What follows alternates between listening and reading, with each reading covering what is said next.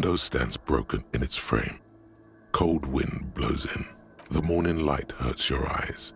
It's hazy, but you see the ocean and some war-torn buildings.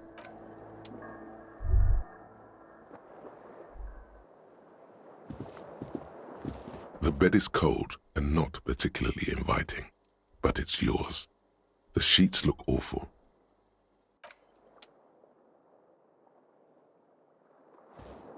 Yes?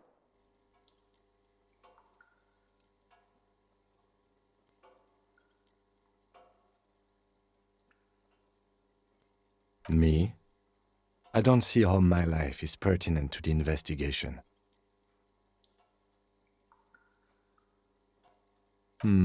That's a fair point. All right, for the good of the investigation, what do you want to know? That's because I'm half Seolite, or quarter. My father's father was from Seoul. So was my grandmother, but from my mother's side. It's not an interesting topic. It's a part of the world, officer. A geopolitical entity and a geographic division. I told you it wouldn't be interesting. Seoul is a protectionist, isolationist, pan-Isolari state west of the Insulindian Isola. Actually, it's quite interesting.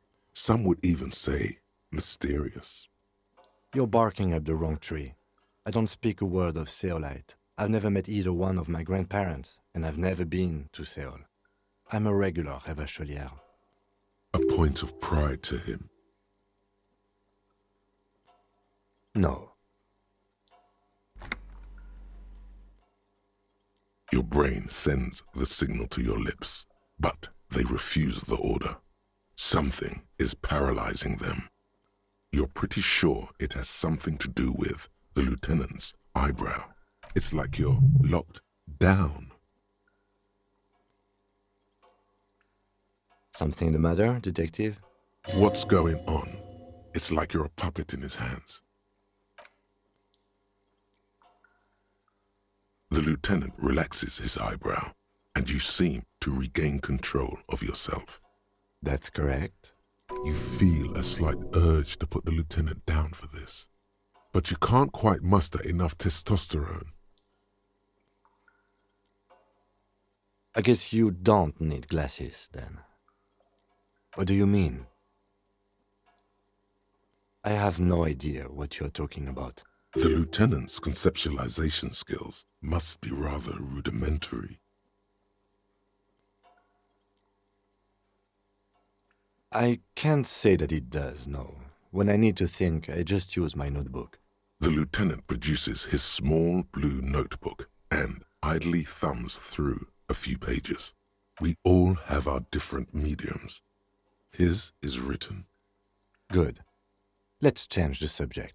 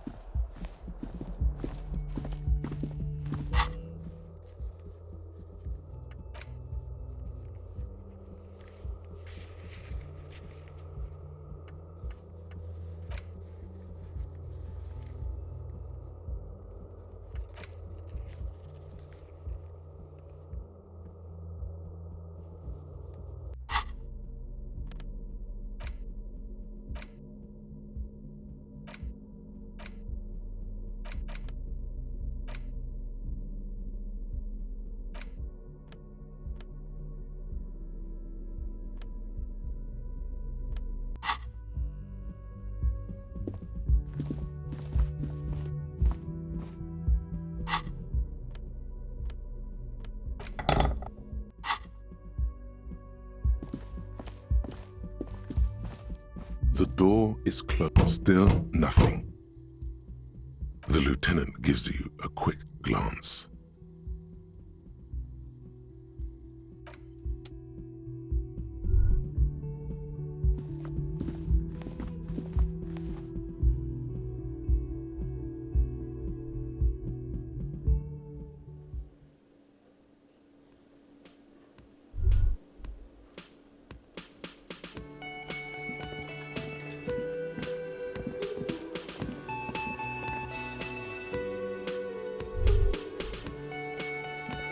Real mature, man. What exactly were you trying to accomplish? You do understand you still owe me money, right? Damn, your feet thought we got away.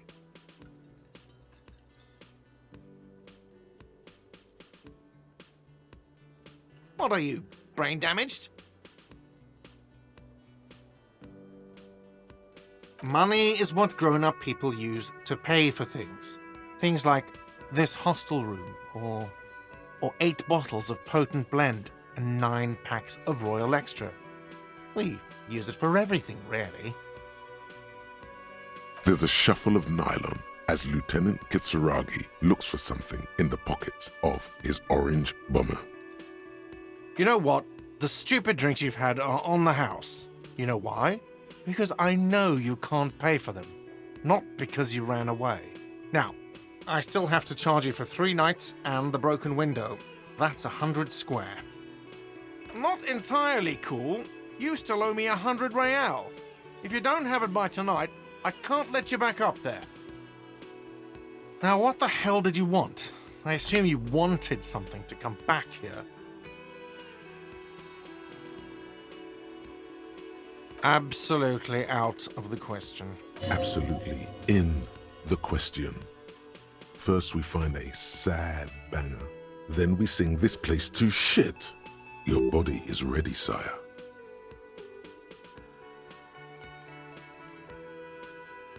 Mine? No, it belongs to the Whirling in Rags. Thank you for clearing that up. Why do you keep the container locked? Why? To keep the hobos and drunks out. That's why. And the neighbors too. They put their trash there and they don't pay for the garbage company. I thought as much. And are you the only party with access to the trash container? Well, yes. Us and the garbage disposal company. It seems a little callous, doesn't it? Something stirs in you. Okay then, maybe you're callous yourself. What do you need them for? It concerns the case. Please cooperate. Just bring them back once you're done, please. What thing?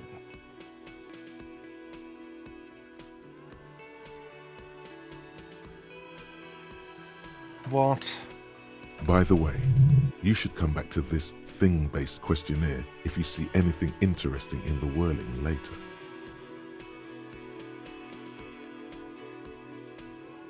Another thing. Great. I love those. Yes, not the whole damn union, thank God. Just the nastiest and loudest faction. They come here in the evenings. Dumb, unruly types. Think they're big shit. But they're good customers. They place big orders and always pay on time. We should find out who this Lord faction is occupying the booth. Loudness means talkative, and we need info. We don't. We have to wait. They'll show up sooner or later. Men get hungry, even striking men. If not today, then they'll be here tomorrow. There are these things called days. You sleep between them. He's saying they'll come after you've slept. Just making clear you got that. What are you, a cook now? That's none of your business. He wasn't pan-fried, he was lynched. What could the kitchen possibly have to do with... Fine, okay. The kitchen is closed until 1 p.m. because the cook is working.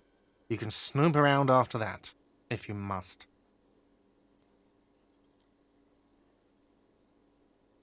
Yes?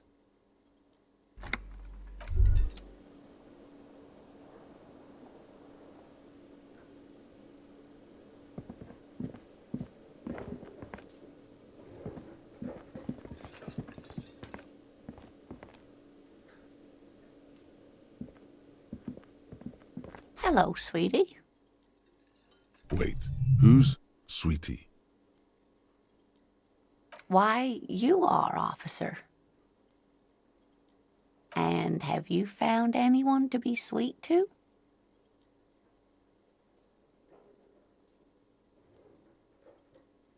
What was with that fucking wink? I see you are still grieving. Well, I won't pry. You must forgive me. I'm getting so scatterbrained. I completely forgot to introduce myself. I'm Lena. My husband Morel and I are staying with our friend Gary just down the street, but I come here for tea when they're away. This Lena is wacky enough for the motley crew. Hire her on the spot.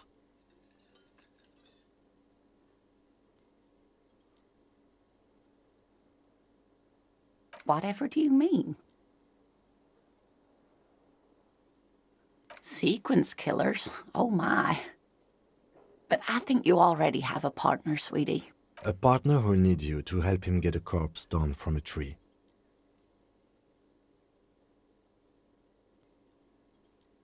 I can assure you with absolute certainty, there are no sequence killings taking place in Martinez. Now, gentlemen, no need to squabble. I wouldn't be of much use to you anyway, sweetie. Thank you, but Martinez isn't the most wheelchair-accessible place, you see. I'd slow you down. Perhaps another time.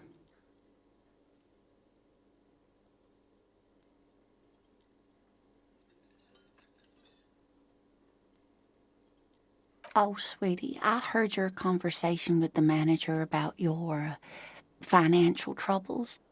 When do you get your next paycheck? You must be joking. Although our pay does sometimes feel like a joke. It's not easy to assert your right to a decent living wage when you don't have a strong union behind you. Maybe you should talk to Everard, the union leader.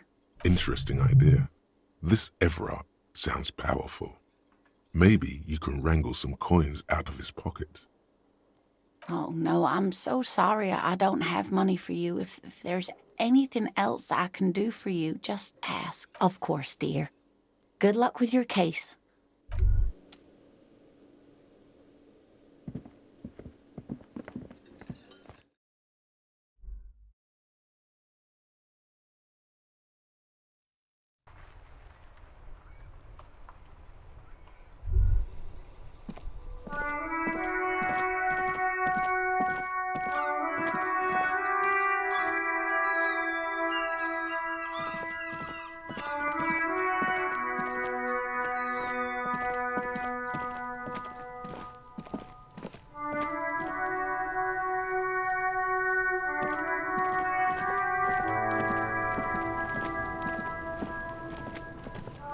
This trash container is locked.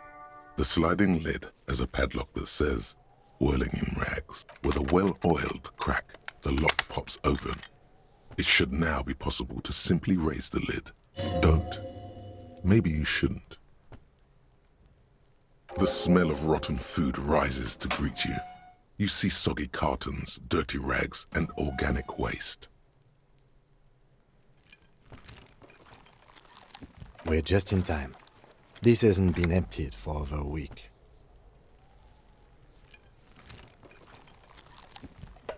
Among the threadbare kitchen towels, something catches your eye.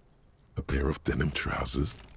As the legs of the slime-covered jeans begin to unspool from the garbage, a rank corpse smell fills the air.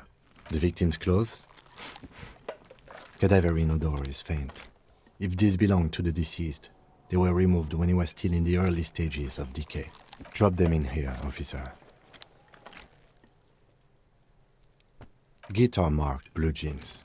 Pockets empty or emptied. He wore them with a belt, too. A white belt. The loops appear stretched, but the belt is missing. That's it. Do you see anything else in there? I have another bag here. Something slimy catches your eye. A drab, long-sleeved shirt, olive-colored, appears from the food waste, dripping with pus. This is a military-type overgarment. No label or serial number. This is the kind of rib-knit shirt that's worn over light armor to conceal it in an urban scenario. Anything more? The rest of the rags are just kitchen variety waste. A yellow old mug that catches your eye. But other than that... All right. We should go to Gart again and ask if he knows who put the clothes in the trash. It could be as simple as someone from the hostel cleaning the yard. Or that one. I'd advise against confronting that force.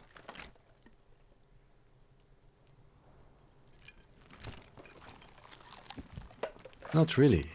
All we know is the victim's clothes are in the trash, the lid was locked, and this establishment had the key. It's just a small loose thread. The lieutenant nods, then looks back into the trash container. You see milk and egg rest with one broken egg in it, some pasta wrapper. Picking up the soggy packages somehow feels familiar. You've done this before. The movements are recorded in your elbows, the methodology in your fingers. You're used to this. A box falls into pieces in your hands. Batiste Soleil cereal. There are plastic pasta packages below, and turbo noodles. Nothing of note, however. You pick out a broken mug with an oddly racist depiction of the yellow man frolicking in saffron. Only in its social sensibility. It's just organic waste, cold and slimy on your hands. Apple and potato peels, mostly. Unidentified sludge, and the occasional chicken bone thrown in for good measure. But hey, what's this? A blue piece of plastic sticks out from the apple peels. It's shiny. Looks like the corner of something larger. A clipboard. A blue plastic clipboard with moist papers hanging from it. They look badly damaged, but you can still make out forms and notes, written in a man's handwriting. Officer, is that your paperwork? Yes, it is. Look. This plastic has the RCM street grid on it. You've even got an autopsy form. If you don't mind me asking, how did this get in the trash?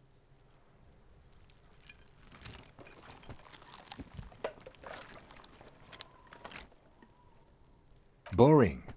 Try dangerous. You should do a thorough inventory of that. Be sure some has not fallen into the hands of the RCM's enemies, organized crime or worse. Official notes sometimes contain informants' names, even undercover operatives. It would also not hurt to start taking notes on the case. Now, tell me what your eagle eyes see. Or are we finished? The container sounds a muffled gong. That's one thing off the list. I think we got it all.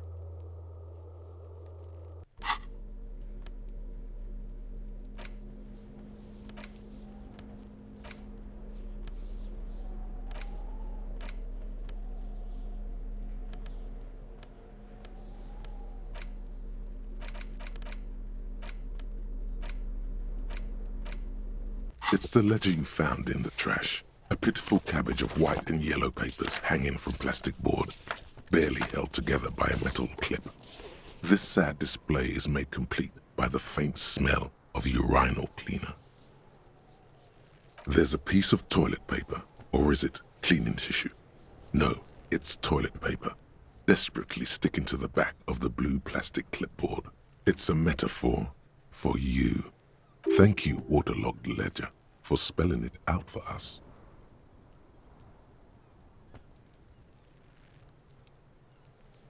The acidic stench of rotting food is rubbed off on the cellulose. It now forms the base of the experience. This base surrounded by a faint air of spoiled meat, the stuff of death itself, and then sprinkled liberally with the citrus zest of toilet cleaner. You know, like the bits they put into public piss bowls, probably called Fermi Discrete, or Axel, or something. At some point in its journey, the ledger has seen the inside of a public toilet.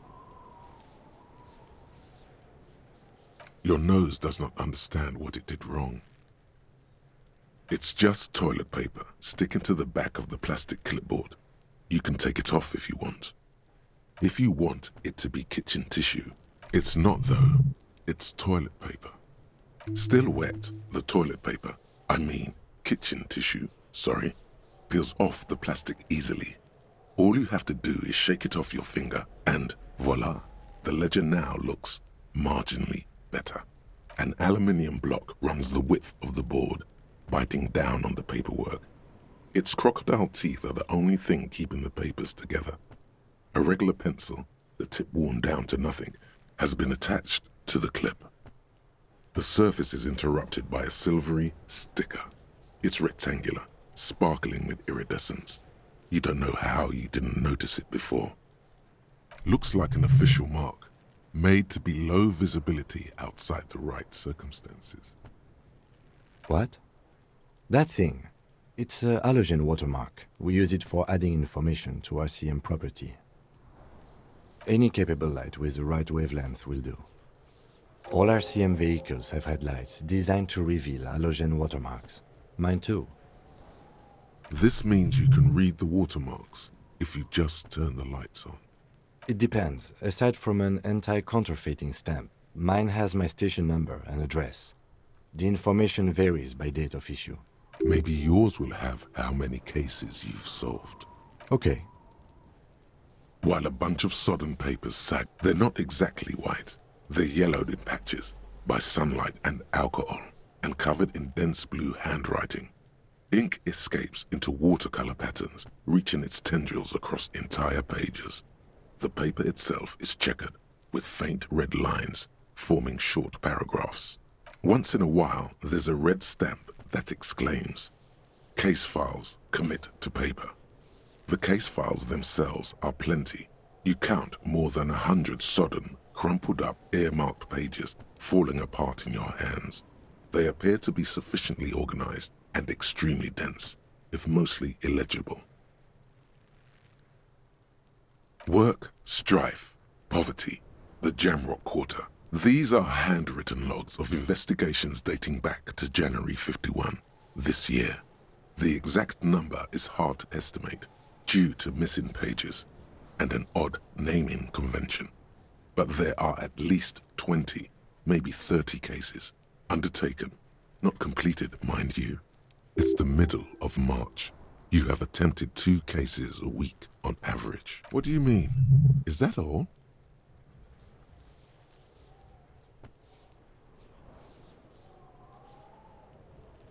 Yes, it appears you employ a, shall we say, robust yet literary system. Each investigation has its case number written on the margins. Yet, still more tellingly, most are accompanied by a name. A title, one might say even. One that draws inspiration from snoop fiction and vespertine cop show staples. Yes, all caps. One is called The Next World Mural. Another, The Square Bullet Hole Murders. Another yet, The Unsolvable Case. Others appear more light-hearted. The Guys on a Couch in an Unexpected Location and The Murder at the Ukar Parlor. Even the rare article-free Collapsing Tenement. Murder features prominently throughout. It's going to take an effort to piece these case files together, but it can be done. Once you're done inspecting them up close. There is, for precisely one more. 15 pages near the end remain untouched by the damage. The checkered grid forms a structure of passages, breaking the case into subtasks to accomplish. Once all the tasks are accomplished, the case is complete. Sadly, the ledger only comes with an old, worn-down lead pencil. It's unfitting of this monumental event. The ledger only comes with an old, worn-down lead pencil. It will do, barely. The lieutenant looks at his blue notebook. 2 fat, shiny pens hang from the binder, like large-caliber bullets on an ammo belt. He is not really saying anything, just standing there, looking at them. Know that I give this to you with resentment. The tasks you've completed flow out of the blue oblong pen in a brash freehand uncannily similar to the rest of the letters. The wording comes easily. It's almost robotically simple, a language developed for mental rigor and simplicity. Inspect the victim's body. Interview the cafeteria manager. It's not exactly poetry, but poetry would be out of place. A satisfying slash sounds across the paper. You're done, it seems to say. And you, and you. You're a swashbuckler with that pen, Harry, and it feels good. Feels like completion. Things to be done and things already done. The composition of reality. This is an extremely useful tool for a detective of the citizens' militia. Now all that remains is to name the case. No, actually. Any ideas?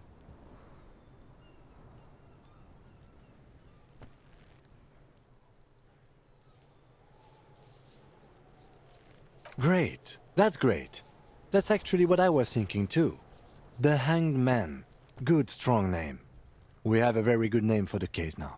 I'm going to start calling it the Hanged Man. It's good we sorted this out. Huh?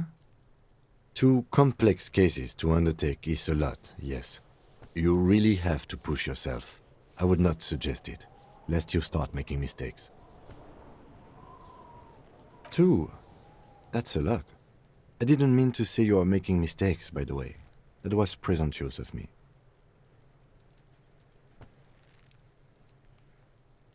I prefer a normal caseload. It's a matter of method. Like a fan of gills, the checkered papers dry in your hand. The handwriting is extreme. The notebook is annual. It says 51 on what remains of its cover. A molten strap of cardboard. Everything prior to this must have belonged to a previous volume. In short, there was more. You don't exactly close them, so much as distance yourself from the smelly papers. They're a little further from your nose now. In the back, you see thin, translucent copy of paper.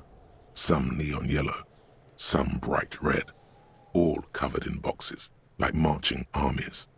These look like official forms, waiting to be filled out. Then rip them from the binder and hand them out, according to type of form. 3. The topmost are misconduct fines. The middle ones are station calls. And the bottommost are field autopsy forms.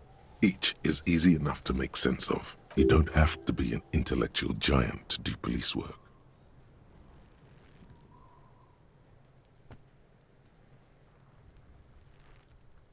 A dozen pages of thin copy paper, bright red in color. You see the parameters of a deceased human form waiting to be filled in. Age, sex, condition of internal organs. These are quite sinister in turn. They give a date and time for the person to appear at the specified precinct police station. Below the call are the criminal charges you risk by not appearing. All in a print so small it could be considered downright cute. A monetary penalization ranging from 20 to 250 real. Severe cases allow for 1,000 real, but that requires special paperwork.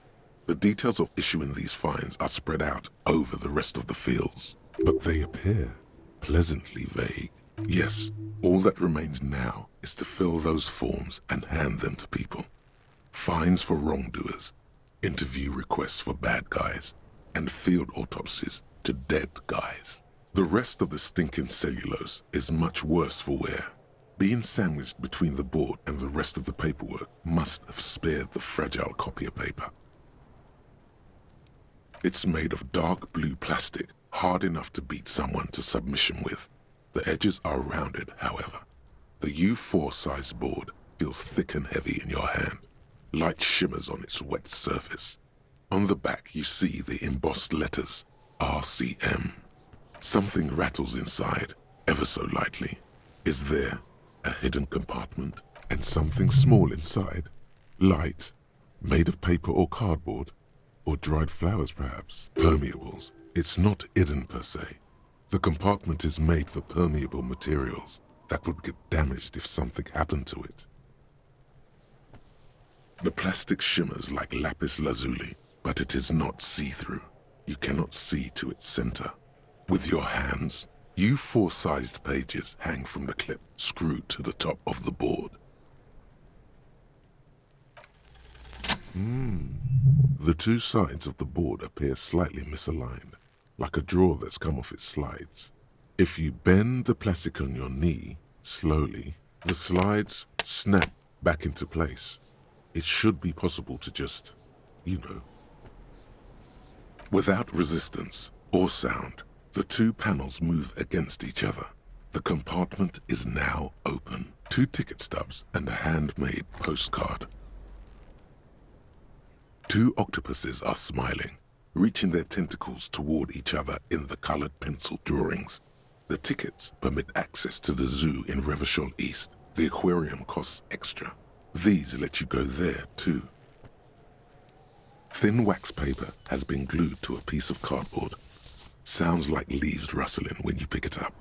You see violet flowers, floral patterns, patches of glue. Familiar handwriting lines the inside of the card. Looped, round letters in a woman's hand. A young woman in her 20s. There is care, effort, and a smile, you think. Although that is not something you can read from someone's handwriting. Harry, it begins. You're already reading. I wanted to write you a letter so you can read it when you wake up. Maybe it will make you happy. Your hand shakes, holding the card. Every morning when I step out and you're asleep behind me, it says, I find a little piece of sadness in me. I carry it in my chest, down Voyager Road.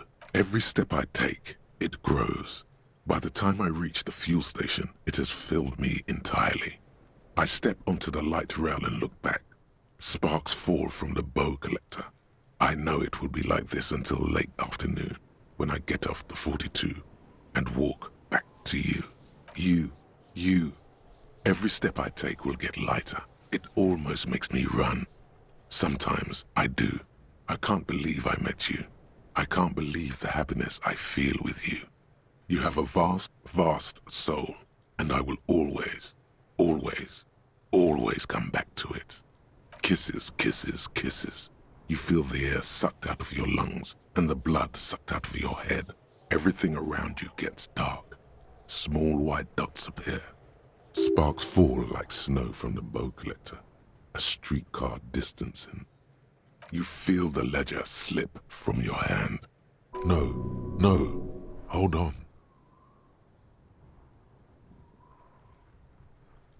To what? There's nothing. Detective, is everything all right?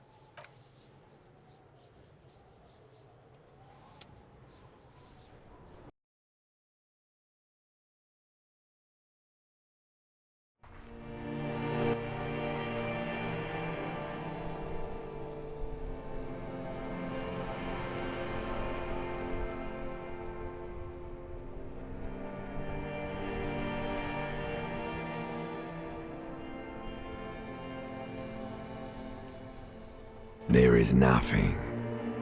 Again.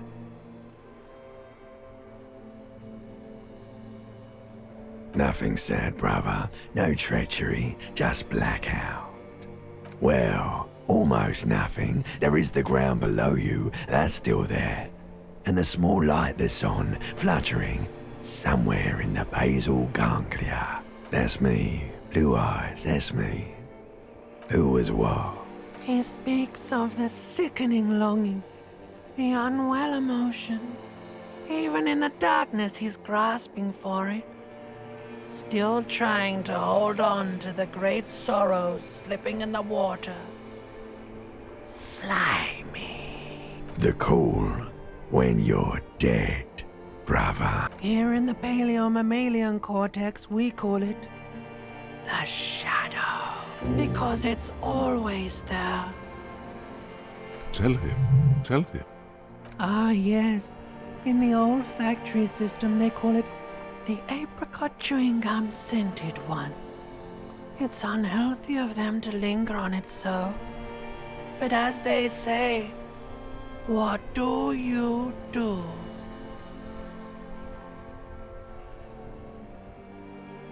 It didn't smell nice. It smelled like betrayal.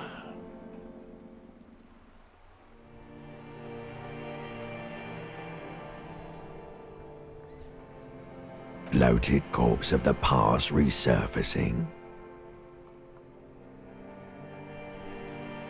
Beautiful. Believe me, stupid ape, its lack of beauty was not the problem. There is no Voyager Road.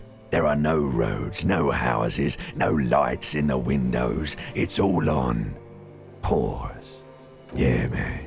What was that about? You think they would let you? Until you disintegrate into biomolecules? No. Someone is breathing on your face now, inspecting your pupils, stupid idiot. Yes, they're pouring something on you. It's in you. And It's delicious. Glowing lights on a dashboard emerge out of nothingness.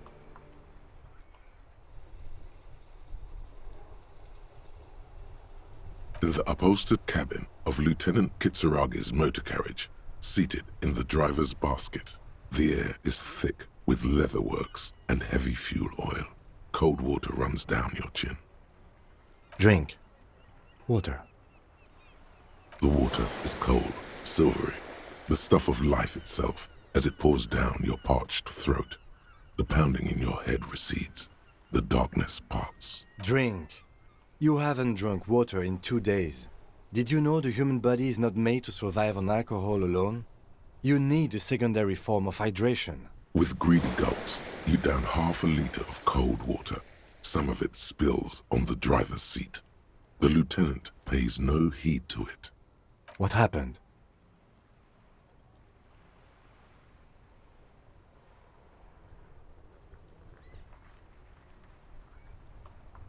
That does sometimes happen.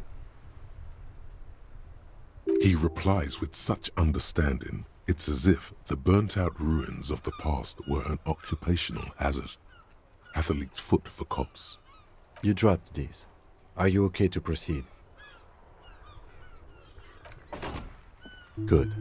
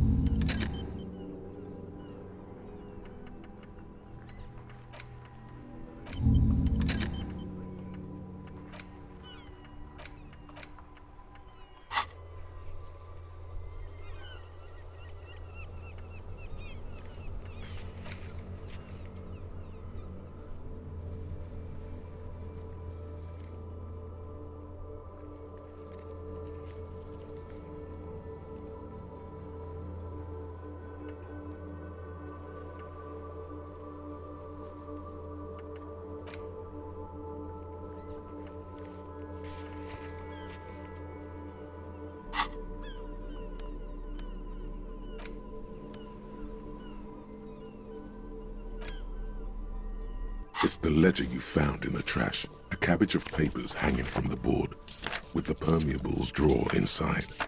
It's barely held together by a clip, then made complete by the faint smell of urinal cleaner.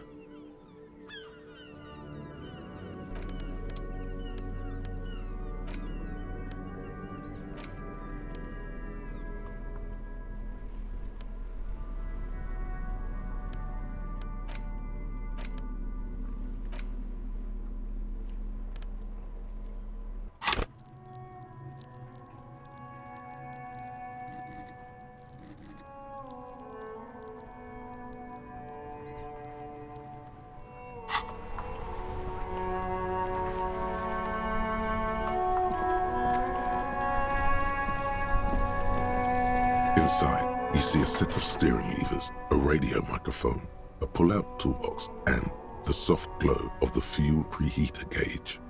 All right. Ready? I turn, you press start. It's next to the preheater. The dashboard lights up with orange glow. The rounds per minute gauge jumps, and the engine of the Caprice Canadian comes to life with a whiny growl. Like a leopard waking from its sleep, yawning and roaring at the same time. The lights unfold with a little click, casting electrical light onto the ground before the vehicle. There you go. I'll turn them off from the remote once you're done. We just need to stand in front of the machine now.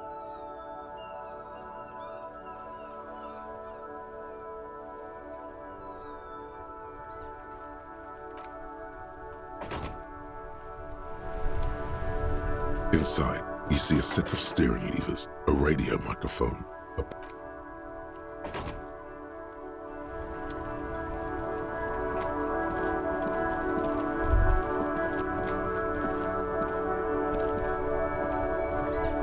As you hold your ledger's clip under the headlamp, an iridescent hologram appears. A street grid and the veins of a great river. A familiar sensation washes over you. There she is. Revachol West. Around the borders of the watermark are dozens, no, hundreds of micro-perforations.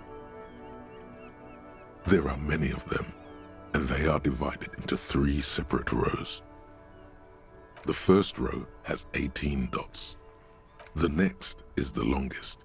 It runs all the way around the border, and then some. You count 216 perforations. Considering that nice, large number, a wave of pride washes over you. Though you can't say why, precisely.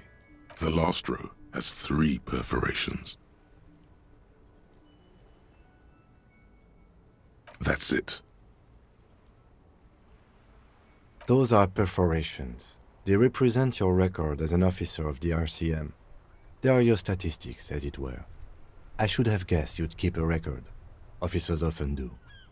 Let's take a look. Alpha male officers who are proud of their numbers often do. It's meant.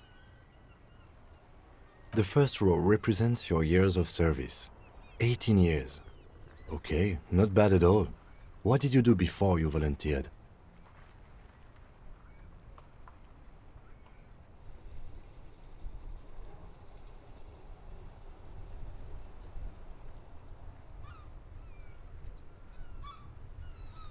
No shame in working a regular job, detective. Sometimes after a long day of doing this, I even envy it. Let's move on, shall we? This next row, the one that wraps all the way around, is your number of closed cases. Closed is good. It means finished. You've got, let's see... Wow, more than 200!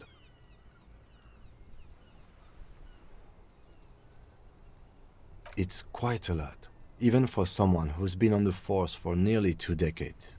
Usually, clearing more than 10 cases a year puts you in the 90th percentile of all RCM officers. Right.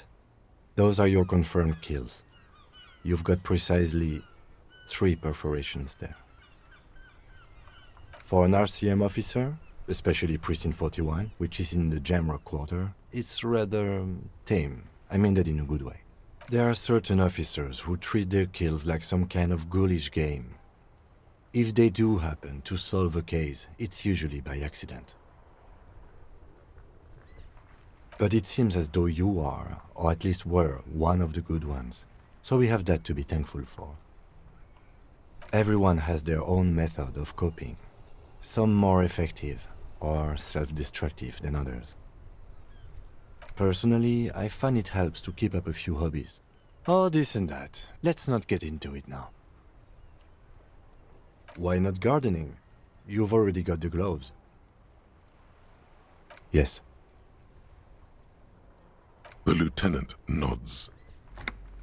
The rectangular watermark is overlaid with the logo of the RCM, and yet the major arteries of Revachol are all recognizable. They shimmer in the Kanema's headlights. Let me see. Right here.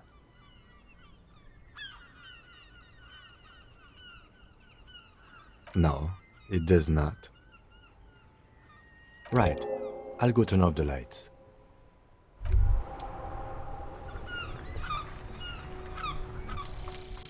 Guillaume Le Million.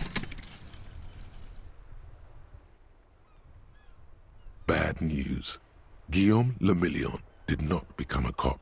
In 1938, he went on a tour to the Sinyao province in Safre, where he died of autoerotic asphyxiation.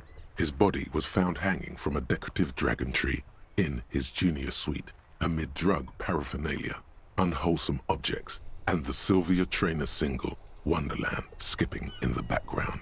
And yes, you can take this as a metaphor for Revachol in the 30s, and also as a warning.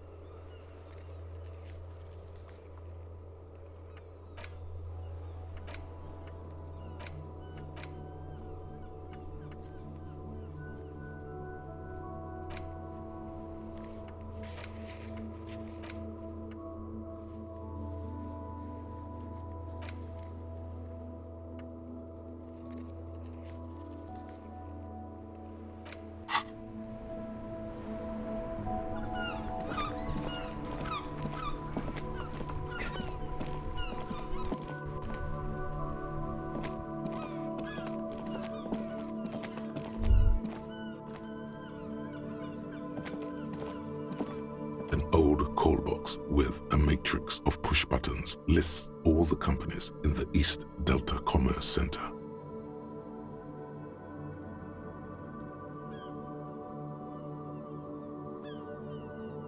Silence. No one answers your call.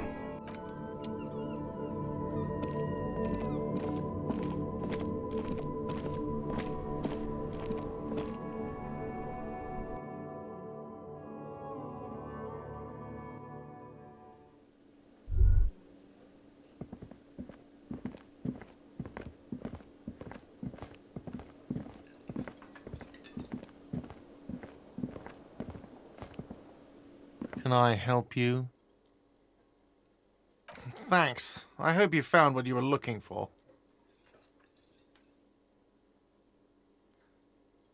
How strange. I certainly didn't put them there. The trash collection service? CS Municipal. I don't see why they would put anything in the trash, though. Ah, the elusive CS Municipal. I doubt we'll be able to track down who was sent here last and when. This will have to be one of those little threats that solves itself down the road. Thank you anyway. Sylvie had the keys before I got here, and I can vouch for her. I can vouch for all my staff. None of us would tamper with the crime scene. Yes?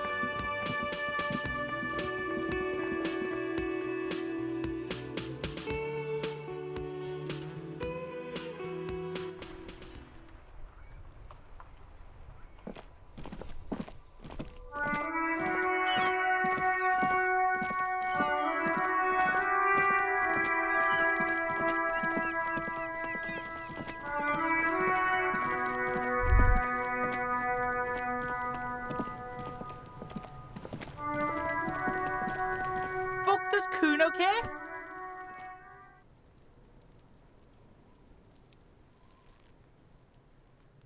The fuck about it?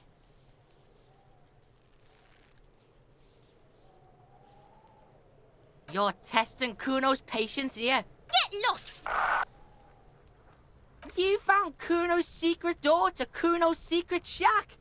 It was closed for 5,000 years. How the fuck did you get in? And then what? You fucking there. You fucking Kuno's kingdom. He's trying to fuck at you again, Kuno!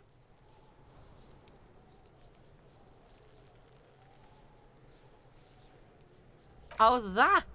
Kuno decapitates pigs. That's just a Kuno demo tape.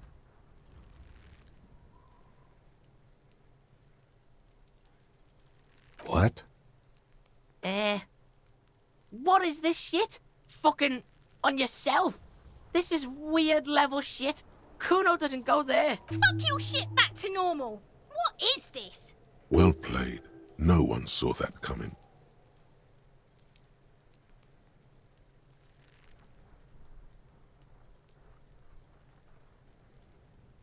That's where Kuno gets his daily hit of electric. Kuno Shazam. Kuno rides the fucking lightning in there, pig. Bet you'd like to ride the lightning too, wouldn't you? You feel tired and old, but you could have that sparkle in your eyes. It's a vitamin, pig. Don't you know anything? You could use some. Yeah, it's the mag. You fucking need that shit to stay on top of your game. Kuno goes through like a tube a day, rips mag like a motherfucker, and you could use a bottle. Oh, don't teach him, Kuno! He's gonna use it against you, Kuno! You're not getting this, pig. It completely takes away the hangover. It's like you didn't do anything. Like you stayed home playing with your choo-choo. Fuck you, pig! Don't do mag! You're gonna OD and you're gonna fucking die! Of course you fucking can. How do you think Kuno made all the docky boys his gimps? Just gotta fly, pig. Not for you, pig. Kuno can't wait to see you get all scared and shit your pants. Kuno can't wait to see you shit your fat pants! That's all there is to it then. Don't be a pansy. Just jump. Good call, Pigmeister. Don't come and talk to Kuno about his kingdom. Yeah, the kingdom of Kuno. The fuck do you want with it?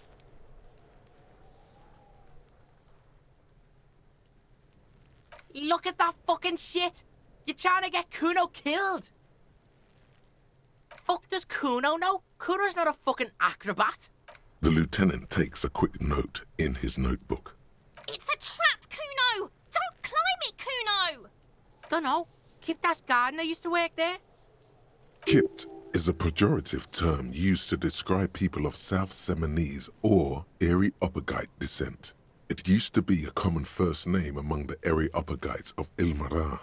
Not so much anymore.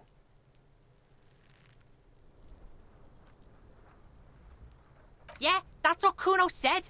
She couldn't handle the heat, so she took off. Kuno can take it. Shit's nothing to Kuno. Look, Kuno doesn't explain shit. Kuno just says shit. Yeah, her. What was she doing in the greenhouse in March anyway? What kind of gardening is done in March? Fish is sometimes used to fertilize the soil a few weeks before planting something. Maybe she was preparing the garden beds. Yes, it seems suspicious. You don't like things being like that. Suspicious. Yeah, Kuno doesn't know shit about that. That shit is beneath Kuno. Listen. Kuno doesn't care about this small-time shit. Just listen. Kuno saw what you did there, dumpster diving. Sad shit. Kuno could hook you up with some sweet rags. Shit like Kuno's wearing. Your size, good price. 500 real. You'd have to be blind not to notice the giant white letters F-A-L-N, running down his trouser leg.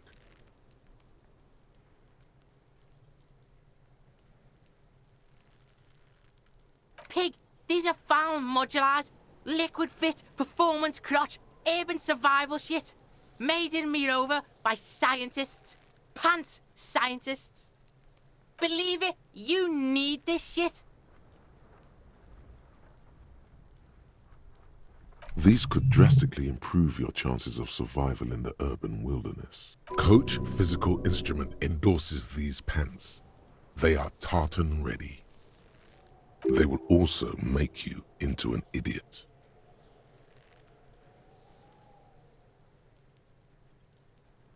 Look, Kuno ain't seen shit lying around, except for that up there. Now you want performance gear or not, Grandpa?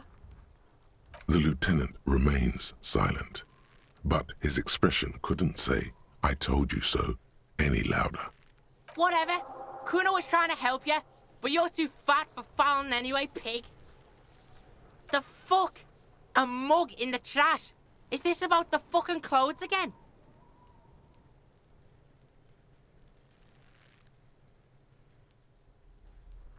Yeah, Kuno sees where this is going. Kuno's got that fast brain. You saying you pigs are after the mug fucker, 'cause he's the clothes fucker? I can't hear you, Kuno. Speak louder, Kuno. Shit, that's tense. Someone's going to the beat-down basement, huh? Mug guy gonna get tied to the radiator. Kuno doesn't know who put that shit in there.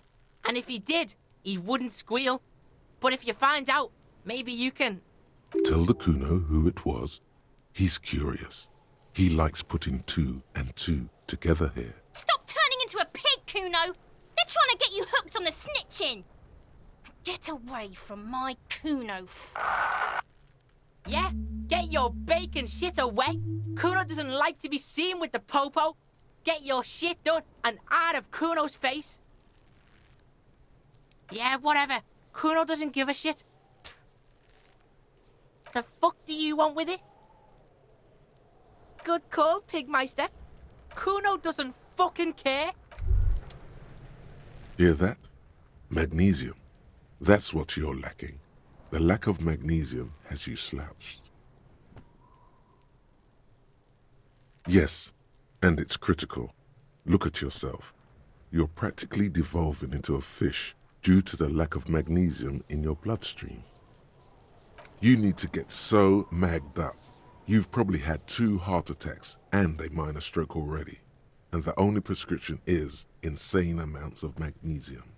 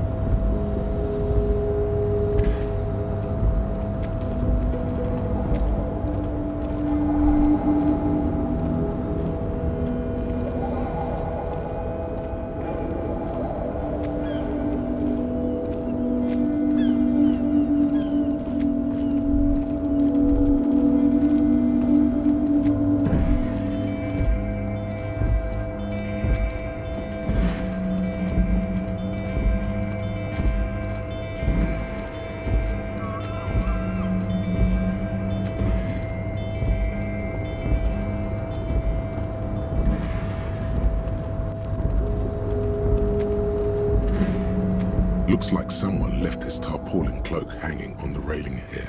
When the wind ruffles the cloak, you can most definitely see a white rectangle on its back. Yes, it's probably yours. It bears the RCM insignia, and you have a habit of being careless with your equipment. You could probably make the jump. You look like you've done some track and field in your day.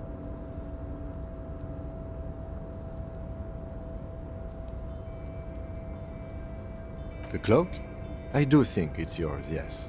As to whether you should go for it? Well, it doesn't seem too dangerous. 2 meter stops. Whenever you're ready to do it. The cloak looks like a bag of goodies floating in the wind.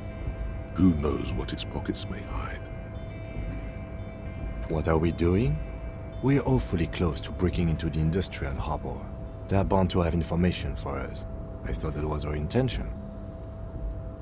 Or it could be that we are just exploring. The wind is aggressive up here. The lieutenant looks at the enormous crane towering in the distance over the container yard.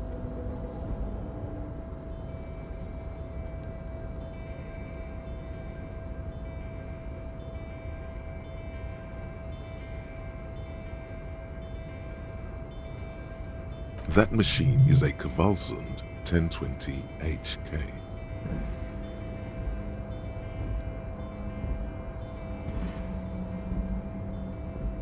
Is it?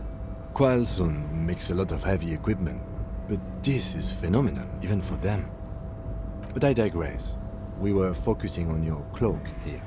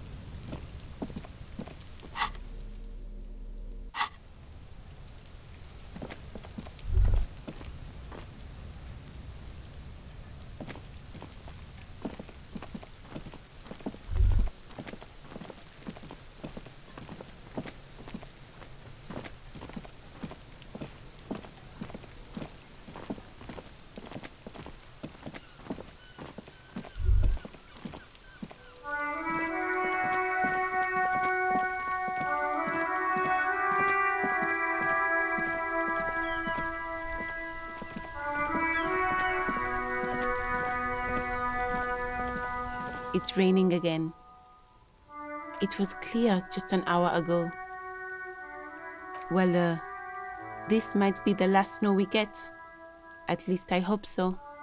Snow has nutrients in it. Helps everything green up in the spring.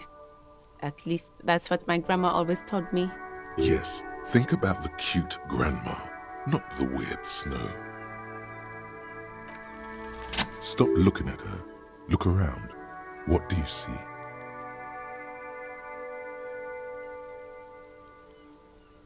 That's right. And the canal, the bookstore, the harbor gates. This is a great vantage point for keeping an eye on you. Glad to have been of service. Now you know the locals are keeping tabs on you.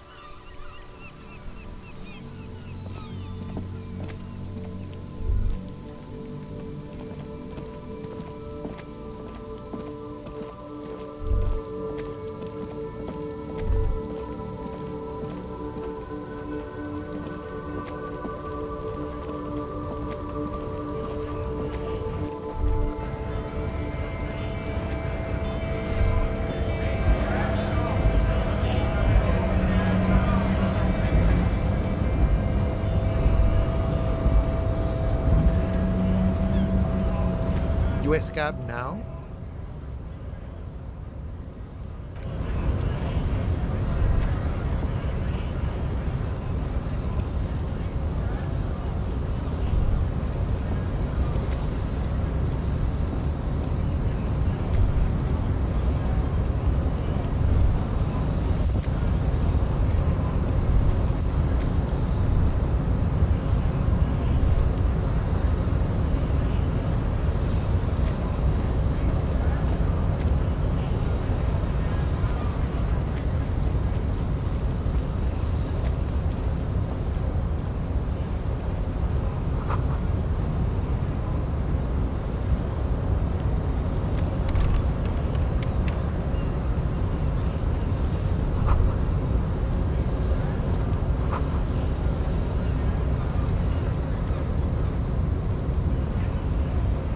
Yes?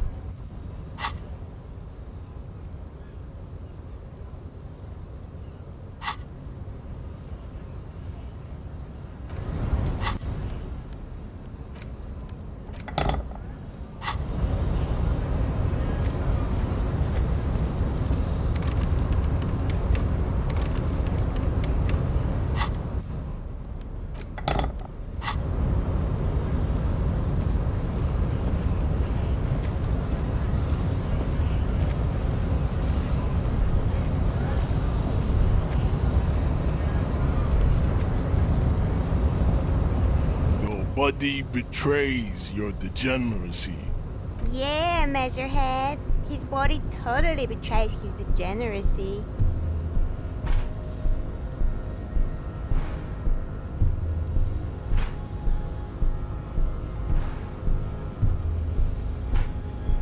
Are you admiring my morphophysiology? It must be frightening to stand in the shadow of this racial pinnacle. Be calm, I'm Sandwich. You are not in danger because you are not a threat to me.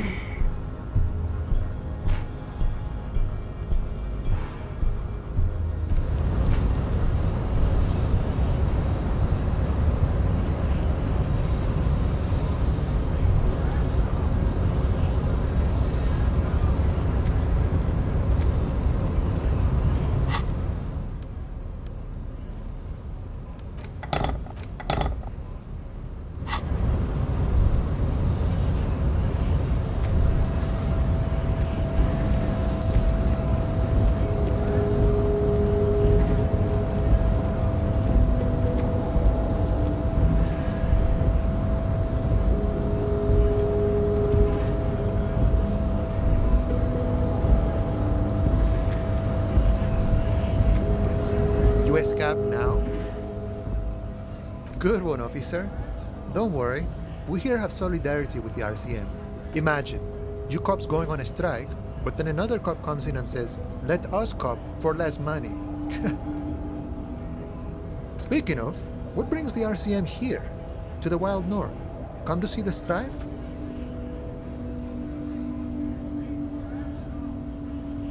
You know, serious business. I'm sure the big boss will be glad to tell you. You'll have to ask him first.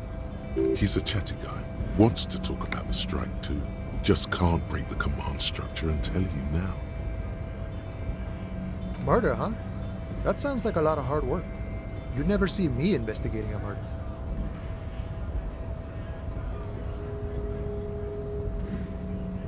Of course, Policia. It wasn't me. You can rule me out. Easier that way. He didn't do it. It's the truth. My friend, I respect the right to roam. The open range awaits. I don't operate in that capacity. I'm not a granter of passage. The passage grants itself. If it's all so simple, why don't the strikebreakers just go up the stairs? Aye. Walk right past Measurehead and go in. Yeah, the 2.5-meter tall Semenese supremacist up there. Walk right past him. Then press the button to unlock the door. Then go past him again, and you enter the arbor through the office. Está.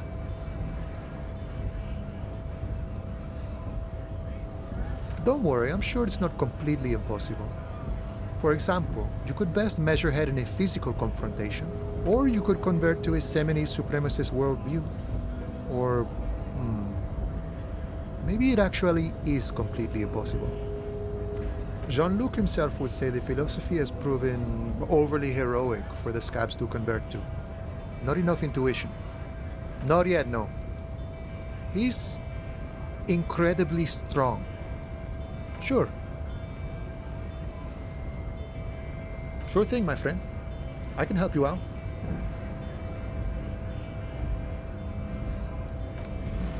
The coin narrowly slips by your outstretched fingers and falls to the ground. Oh, I'm sorry. Didn't mean to throw it like that. It's a thing we harbor folk do, passing around cargo and such. Was not meant as provocation or ridicule. The boyardero stares at you with respect, then gestures towards the trickles of blood adorning your clothes. Right, always glad to help out the RCM. We're on the same branch, you and I. Humans, I mean, not slithering scabs.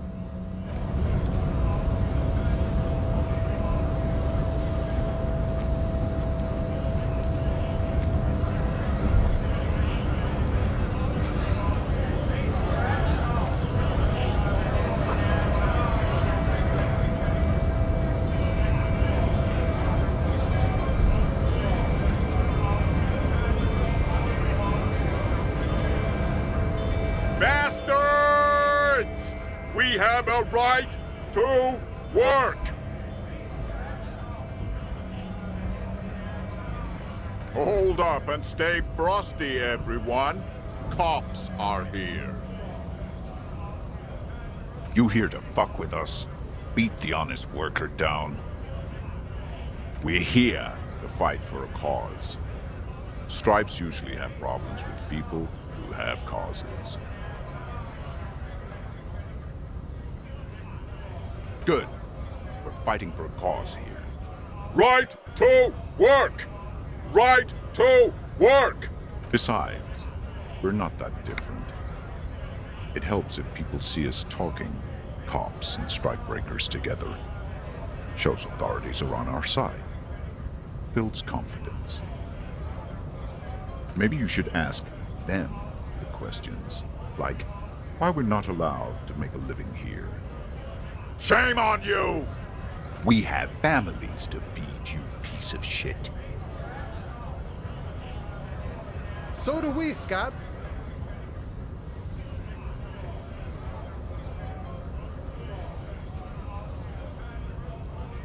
We were promised work. We'd be in there, working, if the bastards hadn't shut the gates. Main gate's locked. Would take heavy ordnance to bust it open. Could try to get in through the secretary's office. Door's locked. The guard's blocking the way to the access panel. And I don't mean the scrawny mess punk either.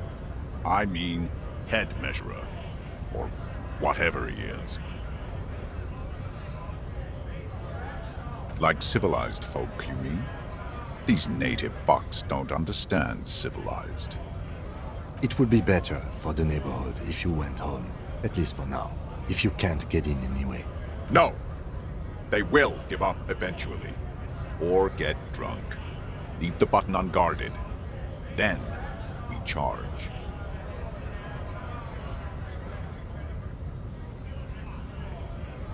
Have fun. Union shits are on full strike. Don't think they're going to let you through the gates. You trying to meet their fat boss? I know nothing about a murder. Wouldn't put it past these harbor bugs. They'd do anything to stay alive. Right to work! It's shameful. Cops doing nothing. You should bring backup. Open up the gates for us. Blockading gainful employment for workers is a crime. Why not? I see numerous reasons not to pick a side in this local matter. Pity. Let us work!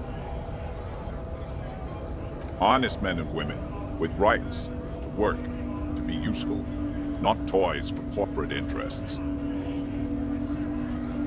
We came here to help the harbor run smoothly in time of crisis.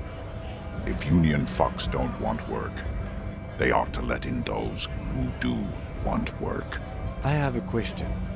Why do all these men follow your leadership? You think they follow because I'm big and loud? No.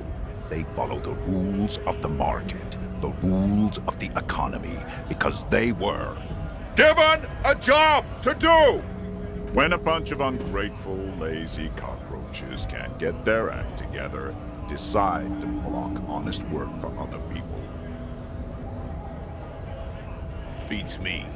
They mumble nonsense about boardrooms and workers' rights, while we have the right to work!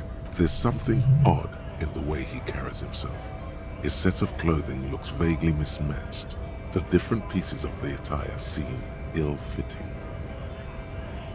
His shirt is far too small and an unpleasantly tight fit, while the overalls, held up by a belt, seem to fit a man with much more corpulence. He ignores your question, choosing instead to turn to the emaciated workers, raising both fists in the air. The clothes are obviously not his. Silence is the answer. There's something off here, but he won't say what. You've been talking to him for quite a while now. Something is off with this guy. Ask him where he's from. What's it to you?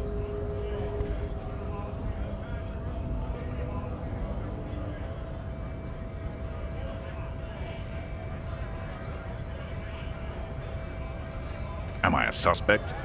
Done no crimes. I only fight for the rights of people. Every once in a while, it's like you can see glimpses of another guy under the guise of this fighter for jobs. He seems a more brutal, cunning, and suspicious person. Just a hunch. Or you just might be paranoid. We're all workers, right? Workers stick together. Came from the eminent domain, in Jamrock. Backgrounds in odd jobs, heavy lifting, cargo hauling, bouncer work. I know the drill. Worked at Territorial. Ring a bell?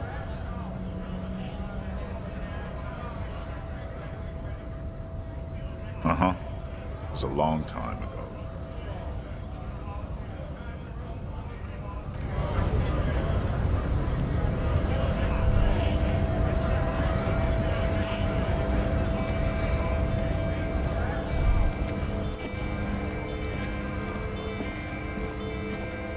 Welcome to Revachol. Don't you welcome to Revachol me. My grandfather came here from a 3,000-year-old racist isolationist culture, while your ancestors came to this island a mere 300 years ago. Every school of thought and government has failed in the city, but I love it nonetheless.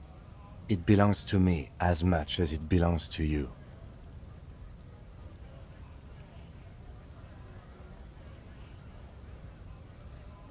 It's men like you who keep Revachol divided, making it that much harder for everyone to climb out of this post-war limbo. What he means is, fixation on the Revacholian nation makes it harder for Revachol to actually attain self-determination.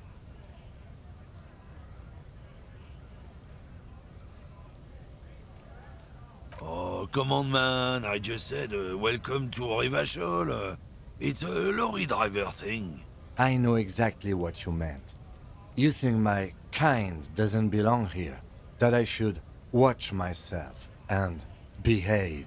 But you see, I'm an officer of the RCM. It's actually my job to make sure you behave. I would advise you to remember that. Silence. The air between them becomes tense. Your partner needs backup. Now's your moment to shine.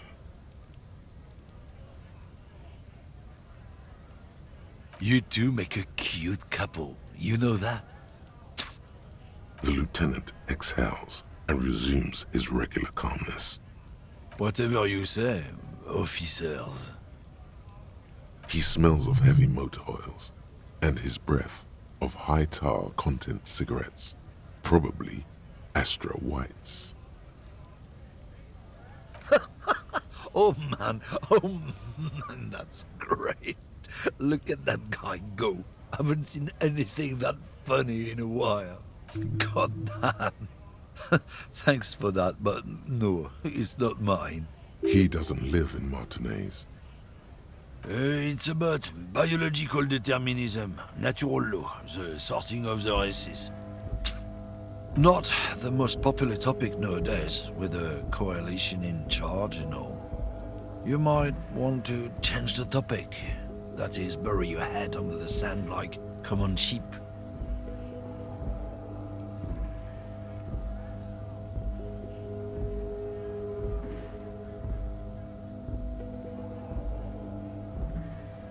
People who've studied these things say that you and me are superior by design, so naturally, we Occidentals should be in charge. Obviously, you can see the merits in that. Open your eyes. Haven't you noticed something different lately? An unfortunate downturn, maybe? Huh? When members of the superior race cease to believe in their innate superiority, they stop competing for resources. The problem? The damn Kips are showing a real good game lately. Same with the mosquitoes. And the other introduced species too. They're on the precipice of cultural victory. Cultural victory? What is this then? It's what the Kips of Boogie Street are going for, right under our noses. And the others too, on the radio. Heard any chansons lately? Heard any motetos or leader? No. Dominating culture is how they plan to win. They say so themselves. It's true. Also, you need to realize the dangers of mixing races. Who knows what might happen if people don't stay in their birthplace? You might end up with a new sub-race, with unknown characteristics, leading to extra competition. That's why you've got to control the offspring.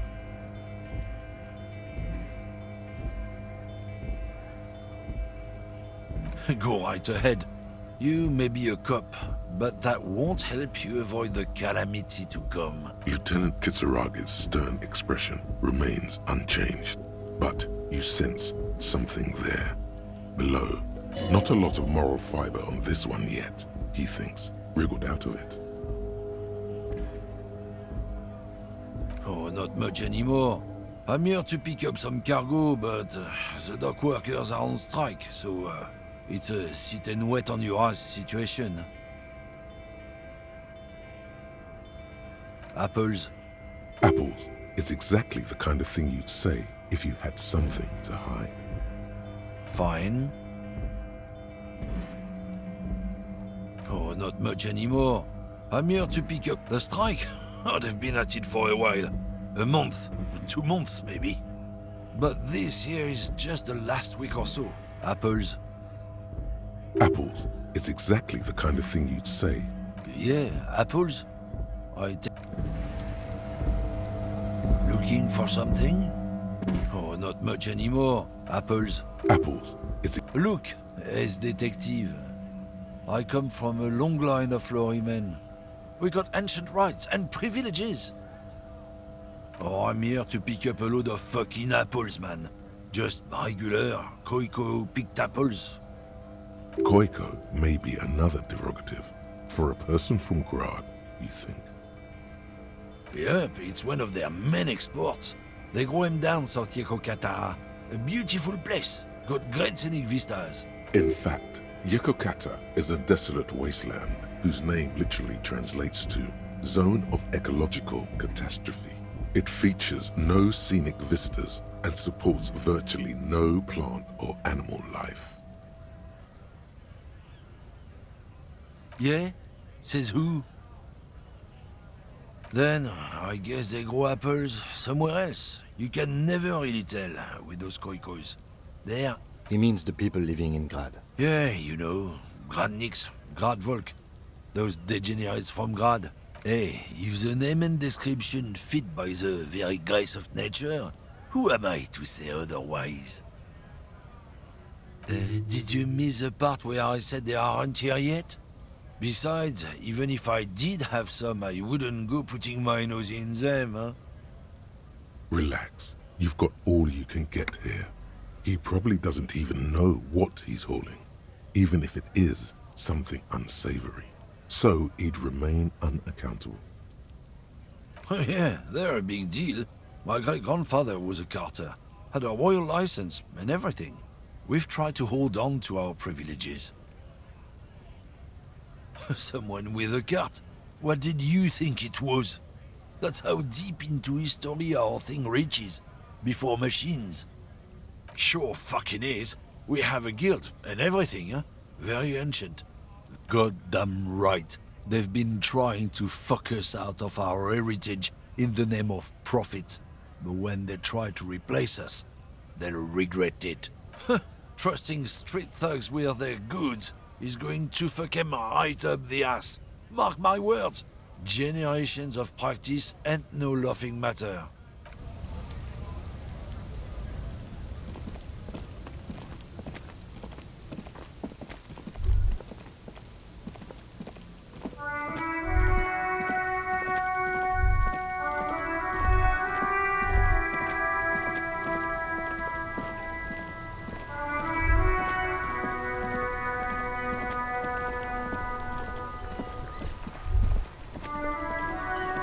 The worn and beaten wooden planks of the bench do not look overly comforting. We can sit on benches after we've solved the murder. Let's go.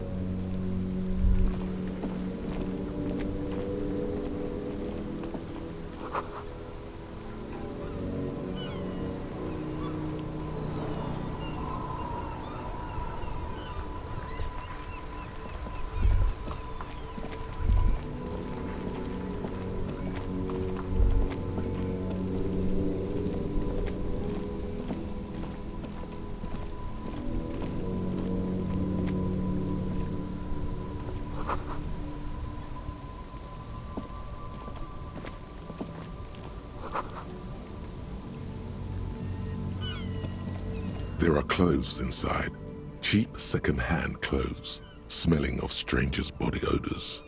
Don't be shy. These are premium class clothes. Good quality fabrics, best retro design. Save the economy with your style, officer. Save the economy? That sounds off. You find your hands deep in tattered and faded garments made from weird polyester blends that make your body itch and sweat in all the wrong places. The box smells like cat piss or like an old person with no money. Economical, but also trendy. Look first-hand, buy second-hand. Keep the economy moving. Something cold grazes your hand. Synthetic and sleek, a windbreaker. Surf, it says, but also wind, summer, 100% waterproof, and sport. All in different typefaces. Good choice, officer. Mega sporty. And it's only $4.50 for you, sir. Haven't you heard, officer? We've got to be economically conscious. Recycle your cash, keep it in circulation. Don't buy new things. Buy eco.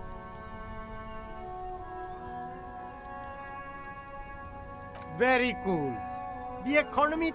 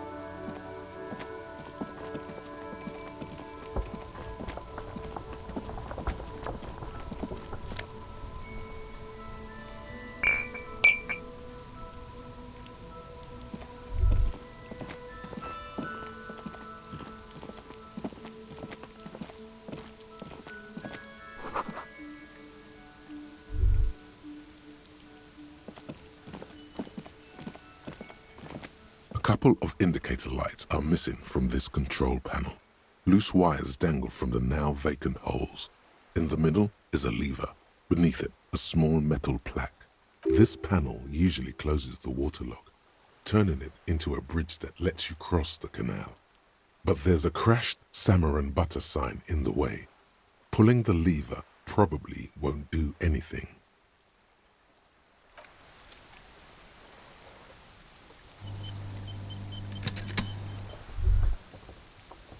G'day to you, officers. A burly man hangs out by the waterlock, carving up a generous serving of salami with an old hunter's knife. His eyes are fixed on a man stranded on the other side of the waterlock and on an enormous billboard that has fallen down into the canal between them.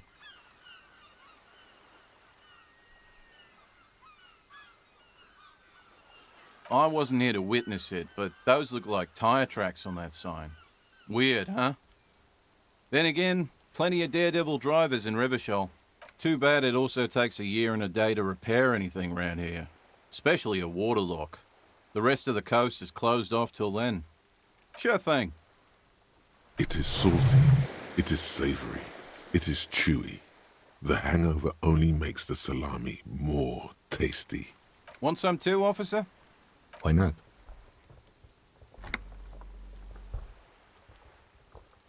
Well, there's the fishing village, an abandoned fish market, a bizarro church.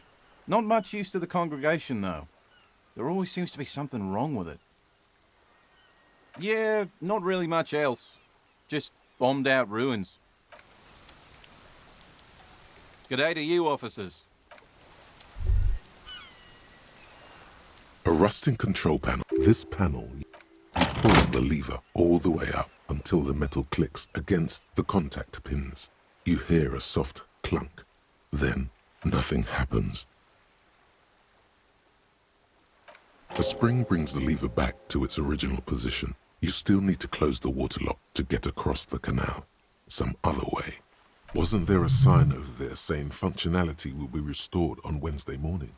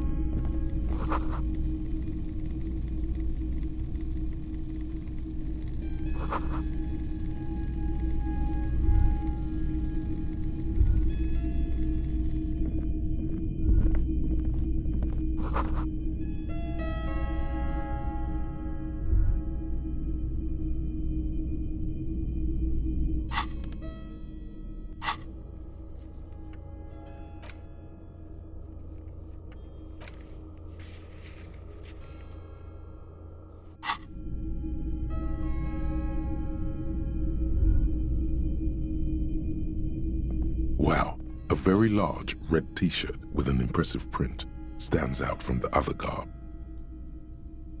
Oh yeah, the print depicts a muscled man striding toward you, a giant sword in each hand, encircled by burning embers. Behind him is a cluster of cabins engulfed in flames. Beneath him are the words, Hyundal burning. The antlers on the hood of the man's cloak and his piercing blue eyes are familiar.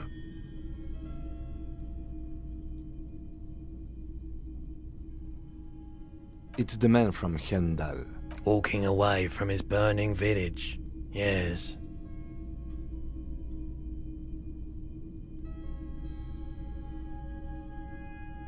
The man from Yelmdale is the hero of a series of popular books based on a fictional version of Kotla, mostly what is nowadays Arda NFD.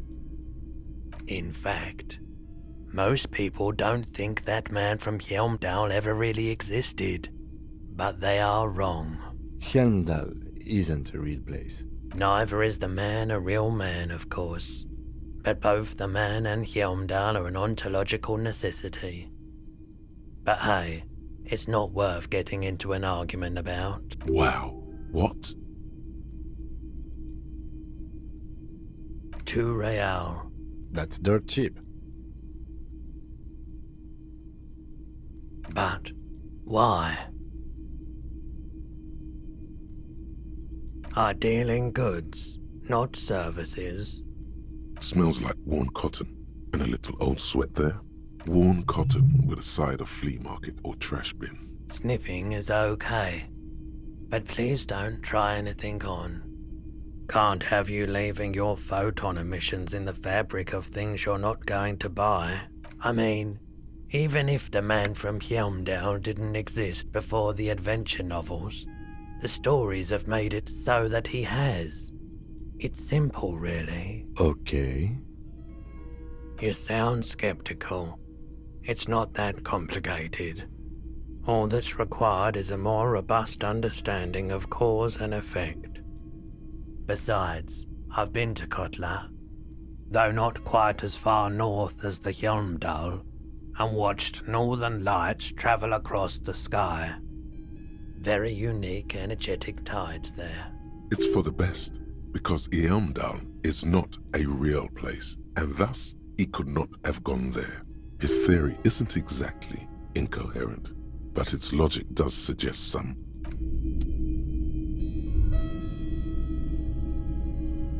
A typical Martinez streetlight sits among assorted floor and table lamps.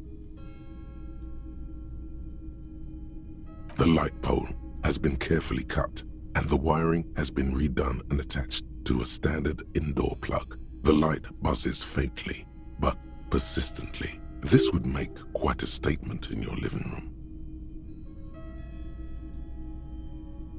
It was brought to me to be altered. We are not here to investigate the theft of city property. You have to admit it's rather clever what he's done with it.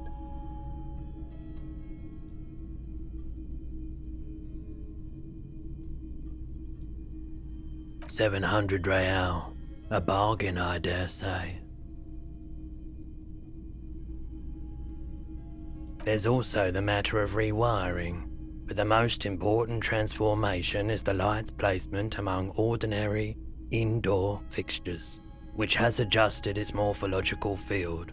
The light became suitable for use inside the home just a few days ago.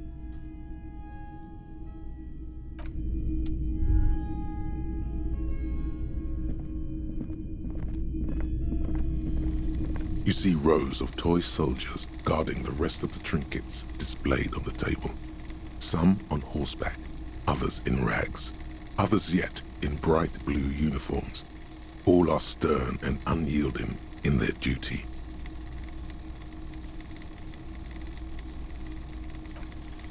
Why? What's this? A headless man riding a horse? A headless man wearing futuristic tracksuit trousers that say found. Oh, that's the headless phone rider.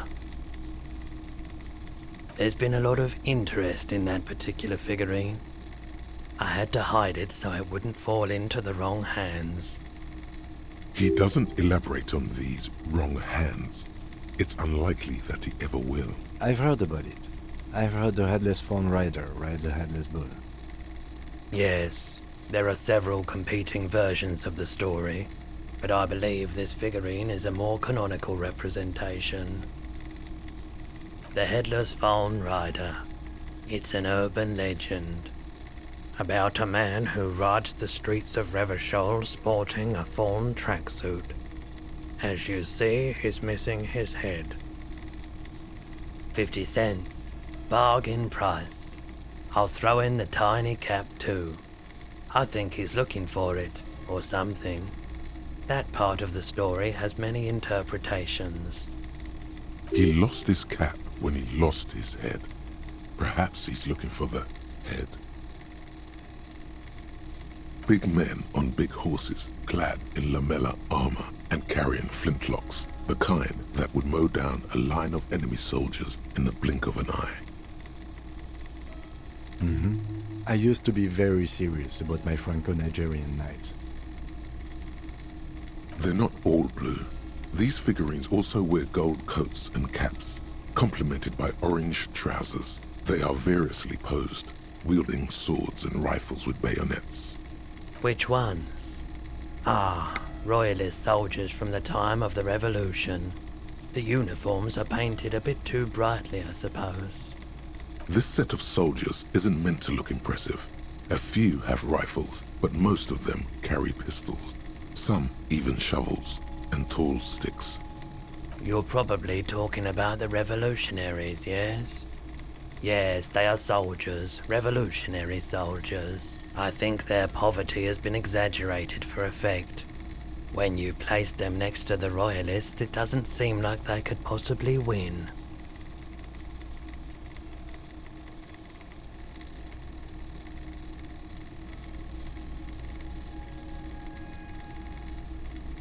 Okay, I don't like either set too much, to be honest. This set of soldiers... I think their poverty has been exaggerated. I don't like either set very much, to be honest. But there are many parents among my customers.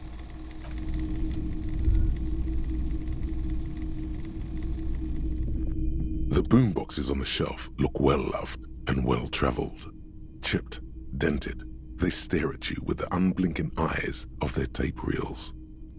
One especially catches your eye. Deep gold and amber plastic with a big old handle on top. A classic boombox that says, Stereo 8 approved. Just make sure it works before you buy it.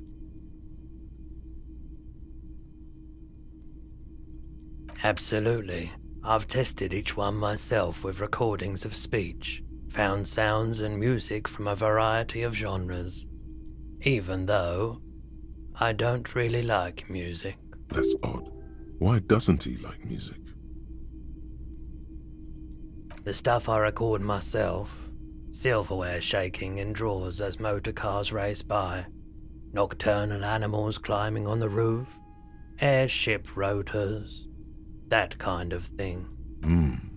Maybe you should ditch music as well. Get into these more experimental sounds he's describing.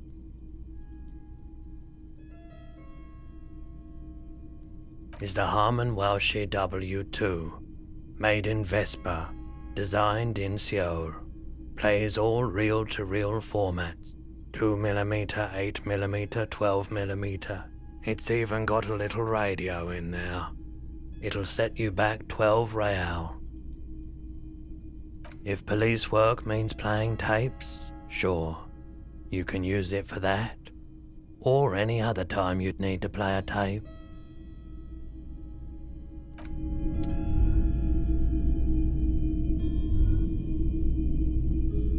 The boomboxes wait on the shelf.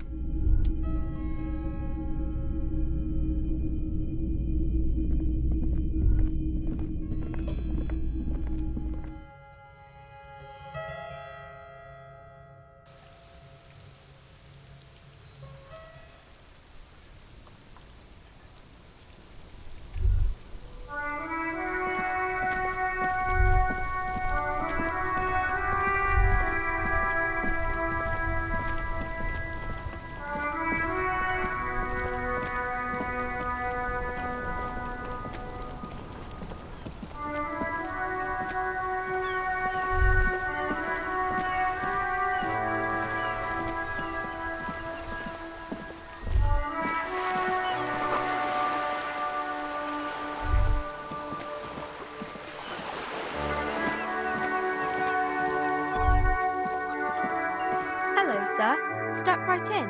The store is open. Are you interested in a new and exciting book? Okay, sir. I'll try to answer any questions you have. I hope they're... My name is Annette, sir. My mum, Her name is Plaisance. She owns the store. She's inside minding the register or organising the stock. Feel free to step in and browse our wares. I'm signalling that the store is open. Otherwise people might not know. They'd miss out on the crime, romance and biographies of famous people. Thank you, sir. I'm happy to help Mum out with the store.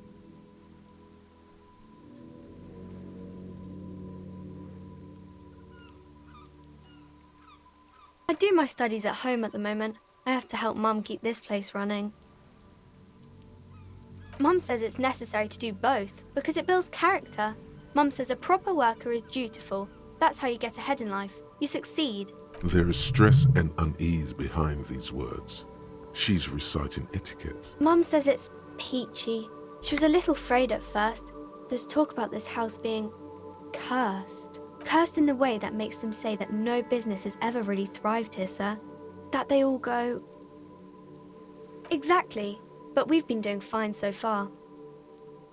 We can go into the bookstore and ask about the case, but I don't see much more to look into here.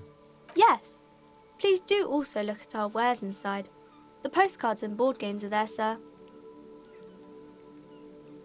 It does not manifest itself in any way. It does not exist.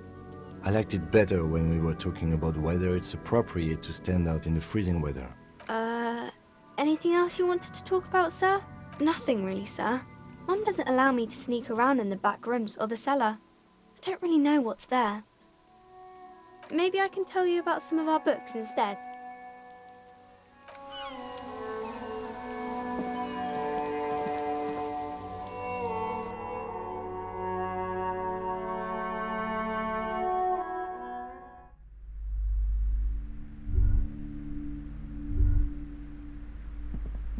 Welcome to Crime, Romance and Biographies of Famous People.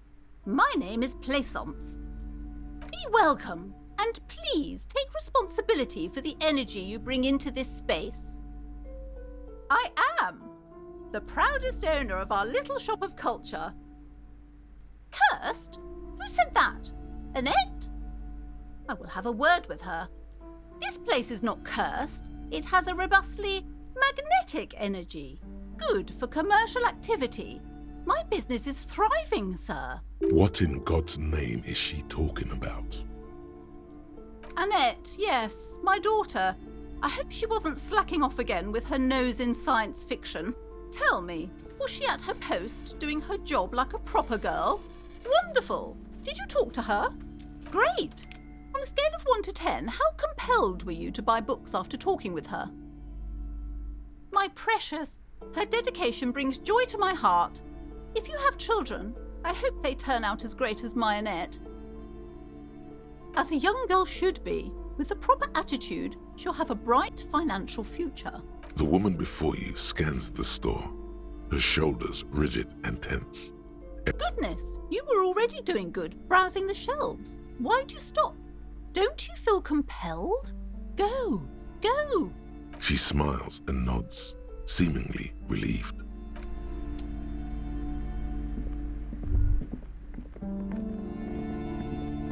The curtains, tattered with age and covered in dust, hang. Just as you're about to pull apart the curtains, the petrified voice of the shop owner cries out once more. Sir, don't touch that. I told you it's off limits for the customers. Parapsychologically speaking, we're done if you decide to open them. I won't be held responsible for the consequences. It's too dangerous. She looks away, mumbling. Why is everyone always messing with the curtains? Why can't they just buy books like normal people? You do? My God, even more reasons not to mess with the curtains. Just step away, dear sir. No, it's just a storeroom for the employees, I told you. Now please step away from the... Why? It's not like anyone was killed there. I am sorry, I don't mean to be so impolite. Just please don't go there. I can't allow that. You'll only make things worse and unleash the powers. The curtains do seem frail suddenly, not robust enough to contain a slippery darkness. Thank you.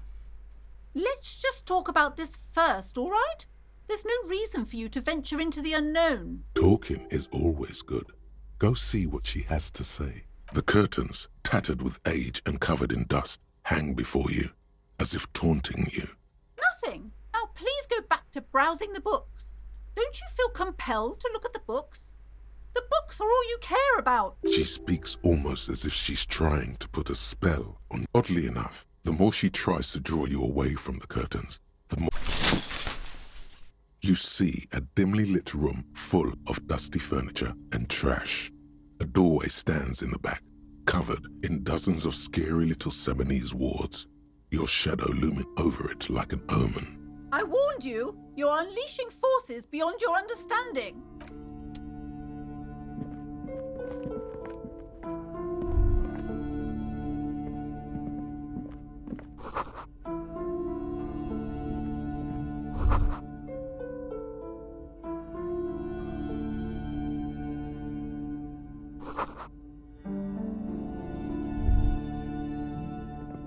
A heavy door with a missing handle stands before you, covered in dozens, if not hundreds, of Seminese trinkets and charms. It appears to be locked. Only an echo. No one is there. A hollowed-out, dark echo.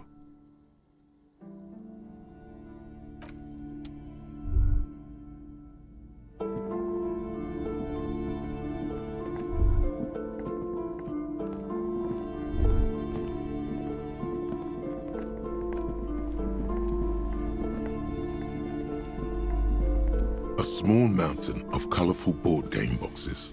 There are numerous types of games for all ages.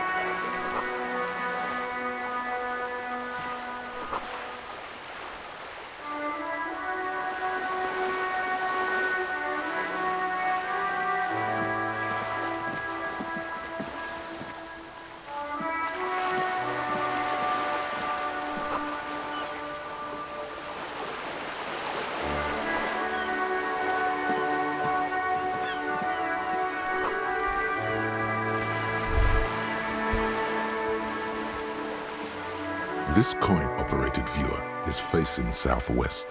Its coin slot is full of fossilized bubblegum, rendering the machine permanently inaccessible. The metal feels cold and wet under your palm. It looks unhygienic. A thick layer of graffito covers the lenses. You spell out the word Onuk written on the other side, with N and C scribbled backwards. That's Kuno on the lens. Under the graffito, a sea of blues and greys appear. Behind the water lies a coast studded with concrete and reeds. On it, a church on stilts, lanky weather-worn wooden planks, an X-shaped cross topping its tower. You know this to be the star of Pericarnassus, or the Cairo, the central symbol of the Pericarnassian church, a star, a great moral height to be strived towards. Around the large wooden building you see chunks of sea ice gathered on the beach, and a small tent set up on the ice. Probably some kids. A simple but clever solution to ruin in a coin-operated viewer. It took ingenuity.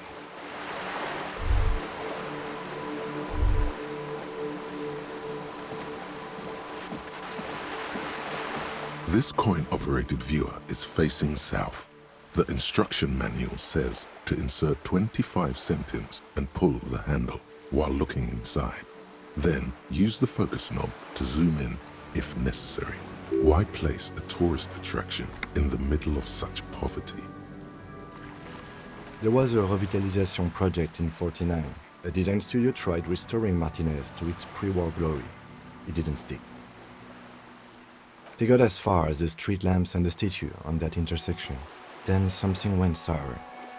I suspect that something was Everard Clare, the union leader. He muscled them out. It's how it usually goes around here. We should have done something about the union 10 years ago. That ship has sailed, officer. Your money disappears into the coin slot. A clunk, the ring of metal. The curtains on the display open. You lean in to catch the view. It's blurry, different blues and greens. In the middle of the shimmer stands a drab grey shape, like a ghost. The lenses shift. The ghost sharpens into an islet in the bay. In the ruins, a man-made structure is visible, a half-sunken sea fort, its concrete almost reconquered by nature. It looks as if it was abandoned quite some time ago. Nothing but a rotten tooth remains of the anti-aircraft tower. A lonely birch tree grows out of it.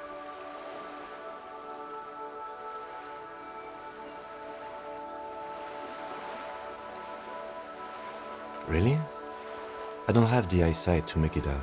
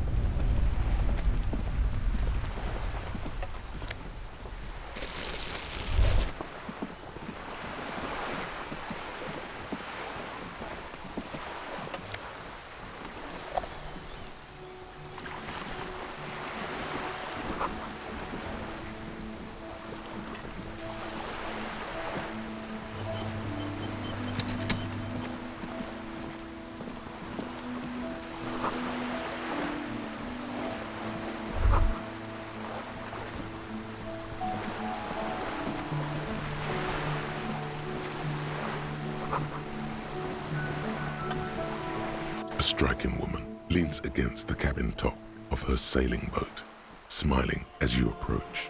Her green raincoat glistens with droplets. A silk scarf is tied around her throat. Good afternoon, officers. I'm Joyce. Joyce L. Messier. I represent the board of Wild Pines, the owners of the harbour. You gentlemen must be from the RCM. I'm glad to see you here. Like steel, there is strength there. If she wanted, she could sink her nails deep into your skin. I was dispatched to handle a strike, not a lynching. Anything I can do to assist the RCM in this matter, I will, gladly. That is good to hear, madame. My colleague will take the lead on this interview. I should let you know that he is recovering from an unusual medical episode. Very unusual. But I can assure you of his ultimate competency. It happens quicker than a shooting star. But did the lieutenant just wink at you? How interesting. I wish you a swift recovery. In the meanwhile, you have my full cooperation, and the full cooperation of the Wild Pines Group. What we do. I'm afraid I don't speak for Wild Pines as a whole. It's a giant undertaking. There was a touch of discomfort there. She wants to merely represent. She nods. Everything. Right up to, but not including, trade secrets. I believe the official title is Senior Labor Negotiator. In practice, I'm a grocery clerk. I relay the union's demands to Wild Pines and return with Wild Pines' counteroffer. And how are the talks going? They're not. That's the problem. The union stopped all negotiations a week ago, after that awful lynching took place. Wait, she just admitted that the lynching and the strike are connected. Now they won't even let me into the harbour. There's a 2-meter 20 racist behemoth blocking the gates. Yes, Jean-Luc Measurehead. Let's say I was not making the kind of progress I'd hoped for when I first arrived. And when did you first arrive? I arrived 3 weeks ago. Yes, in the middle of February. The bay was still partially frozen then. I prefer to do these things on site, like the RCM. But the strike began in December. I wasn't the original negotiator here. I took over after Mr. Gaumont hit a wall with Mr. Clare, the union boss. Mr. Clare refused to speak with Gaumont despite concessions he'd granted the union in prior negotiations. This isn't the first time the union has gone on strike? Heavens no. There have been 2 prior strikes. Both times the union won significant concessions, including overtime pay and a medical plan. This time their demands are more, I guess you could say, aggressive. Ludicrous even. It's meant.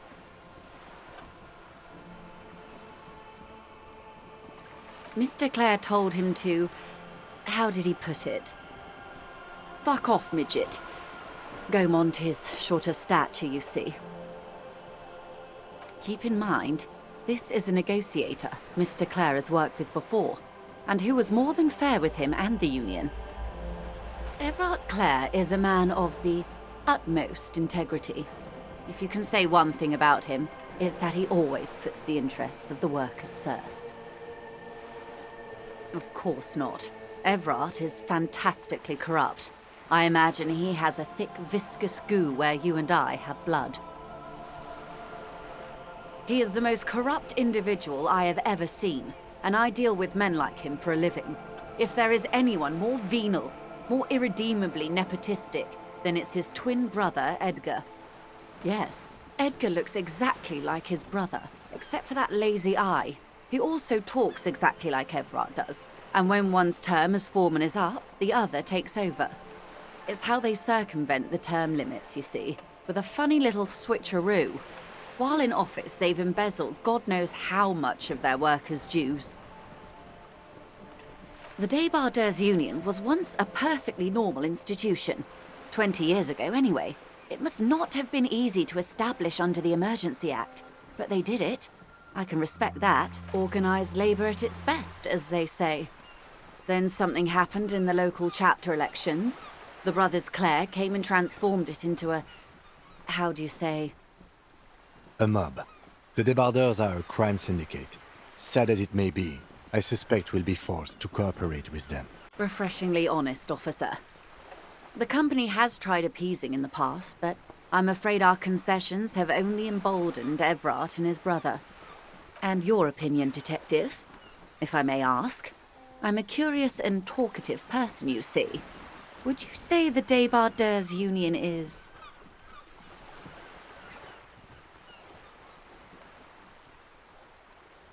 Indeed, and a hungry one.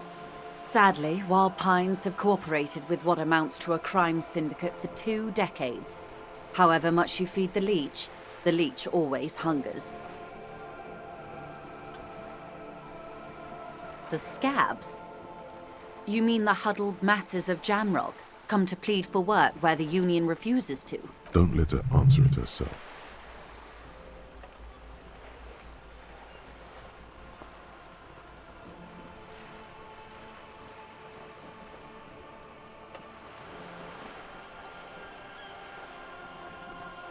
If these strikebreakers were organized by Wild Pines or its affiliates, then it would be a company secret. I could not share it with you. Not yet, at least. It's implied. She's open to discussing this matter with you at a later occasion. There are leaflets everywhere, and banners. What did they say again? Oh yes, every worker, a member of the board. Most of the workers probably don't know what that means.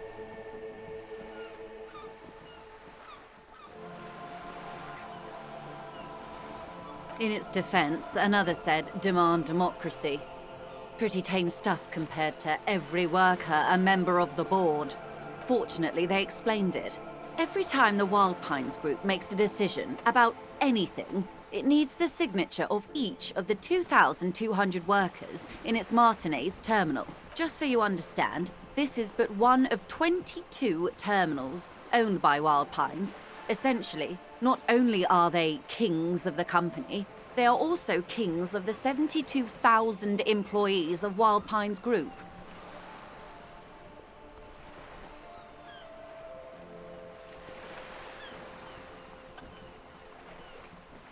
They're having a blast. But how can they afford it?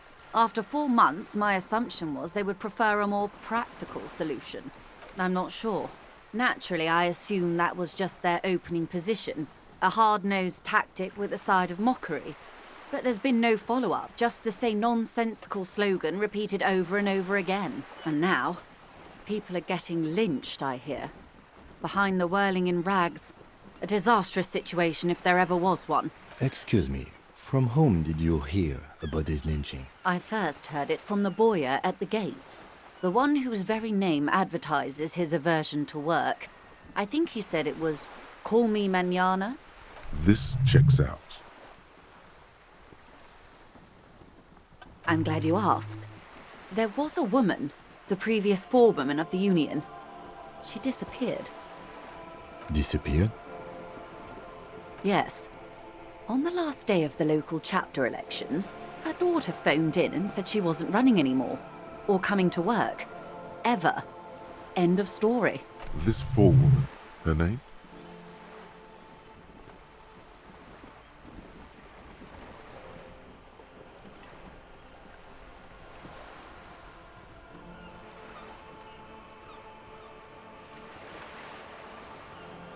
Indeed. The company suspects foul play, but there's nothing they could do. It was a union matter. The point of the presentation is, these kinds of things happen around the Clares. Watch out when you're dealing with him. Thank you for your concern, ma'am. We'll be just fine. Of course. How else can I help? Is what you want to say, but it isn't that easy, is it? Look at that lady. Take a gander. Squint your eyes, bub. Why, yes. Tucked away under that sturdy green raincoat, almost rustic in its simplicity, a silk shirt and matching scarf around her gentle throat, while dull orange pearls hang from her earlobes, red from the cold. Her light green eyes scan you, full of knowledge and worry. wealth and all its possibilities. These are the kind eyes of the rich man that seem to say everything is possible, within reason.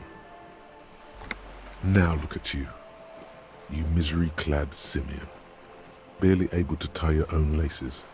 Your armpits are lakes, a scythe of booze precedes you. Your hair sticks to your forehead and your underwear feels uncomfortable. You're poor, poor as balls. You can't ask this person for money. You're too.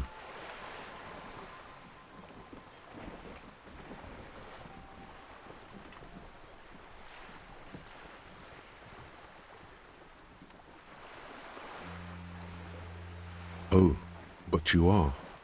Too ashamed to ask this person for money. Too scared to belittle yourself in her eyes. Those half-precious stones of Eau de Nil. As I was saying, if there's any way I may be of assistance, please don't hesitate to ask. Quite a few things, I'm afraid. The information I'm to share with you includes sensitive trade secrets. For the sake of my employer, I have to ask for your names and badge numbers. Of course, ma'am. We should have introduced ourselves. I am Lieutenant Kitsuragi from Precinct 57, and this is my colleague from Precinct 41. I'm afraid he doesn't have his badge at the moment. I hope mine will suffice. How curious. Why is that, Detective? I see. So, are you saying you lost your badge during the course of this episode?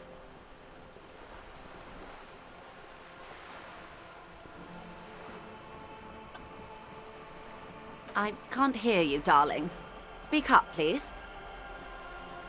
Oh, dear. Some kind of encephalopathic amnesia. I don't even know how to respond. I do believe you, naive as that may sound. I simply can't imagine what you gain by faking such a condition. As I said, ma'am, his technique may be very unconventional, but he is an officer of the RCM. Of course, I sympathize, but I'm afraid I simply can't share anything more until I've seen that badge. She's a professional negotiator. She should be open to some sort of mutually beneficial arrangement. Of course. But before we do, officers, let me be perfectly clear. The situation is extremely volatile. The sooner we can speak about this lynching business, the better for all of us. Of course, Detective.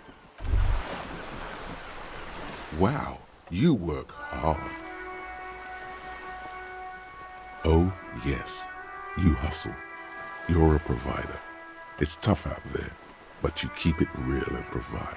Oh yeah, like a horse, a workhorse. For look at yourself. You're a human pedometer.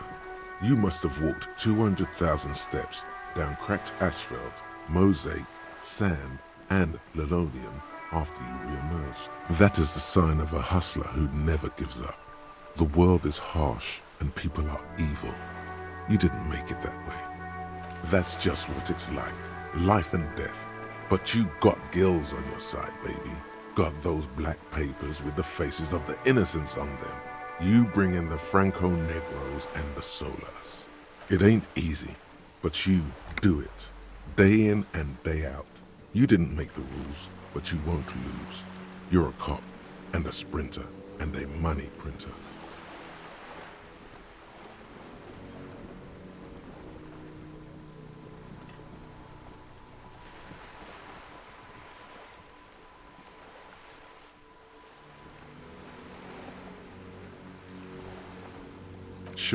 Sure. And has it been easy? Is life easy? Have you not gone into cardiac arrest? Are you not about to have an anxiety attack or shoot yourself in the mouth? But you still hustle 24/7, ride or die. Now, ask yourself, are you rich? That's right. You work harder than anyone. You almost rode yourself to the grave, and you're still practically a hobo. Why is that? The Guardsman has set himself up one of those self-replicating money structures. You should learn from it. Don't play the victim. Think hustler. Think with your head. Because of the taxes, G-Man's got his jam-covered sticky fingers in your pocket, stealing from you every time you buy, sell, walk, talk, fart, so much as sneeze. Aren't taxes almost non-existent in the Gotham estate that is Revachol?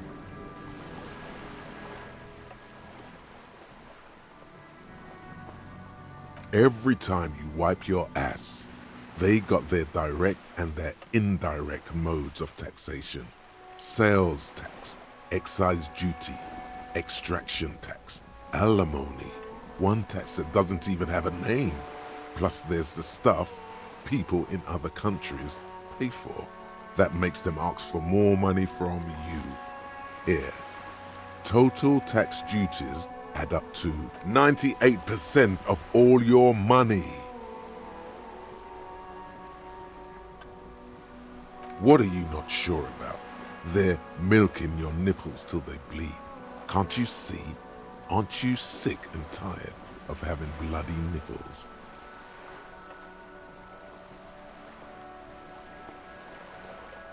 Here you go, hustler. Fight the righteous fight. Free the people. Keep it real. Keep it street.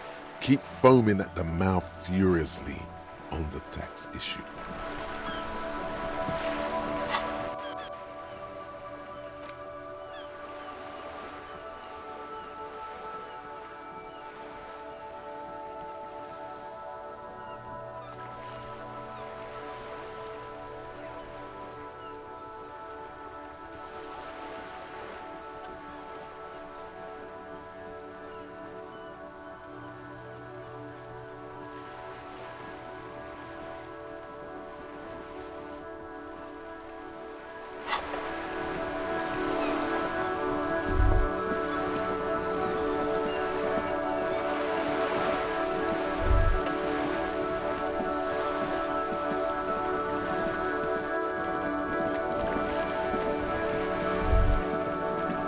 A sturdy metal door guards the southwest entrance to the apartment building. The door rattles against your knuckles, but there's no response. The door rattles again, but this time you hear an elderly woman's voice calling out from inside. Stop banging on the door! I'm not letting any more strangers inside. Doesn't matter who I am. Now go on, get out of here. From within comes the faint sound of a broom sweeping across the concrete floor. Ha! The police? Everyone knows the police don't come round here. No, I already told you. I won't be responsible for any more strangers getting into the building. Go check the backyard door. Maybe someone there will. Backyard door? There must be another entrance to the east. Madame, I assure you, we are real police officers. There is no reply. Just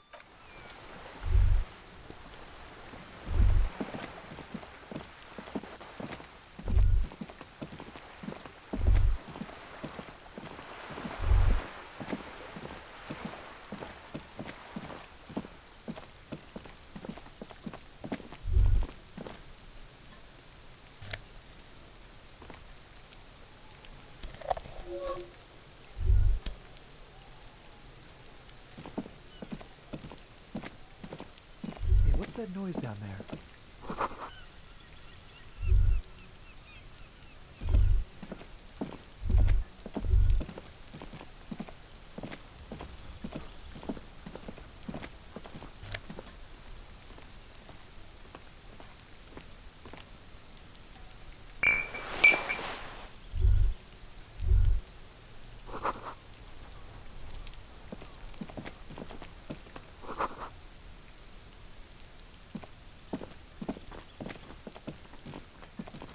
There must be another way into the building.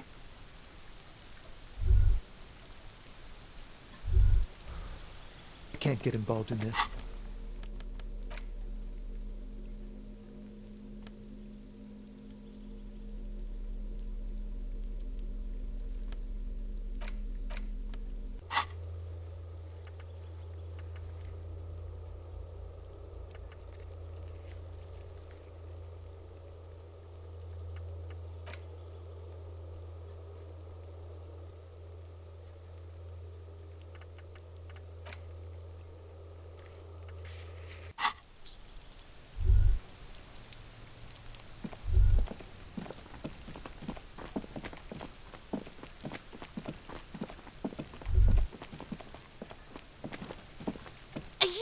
trying to sneak up on me? Come to slit my throat in my sleep? Apparently, she doesn't like people standing behind her back. Logic error. She is not sleeping right now. Pig's come to take me out. Trying to snuff me out. Don't get fucking clever with me, pig. You think you're so clever.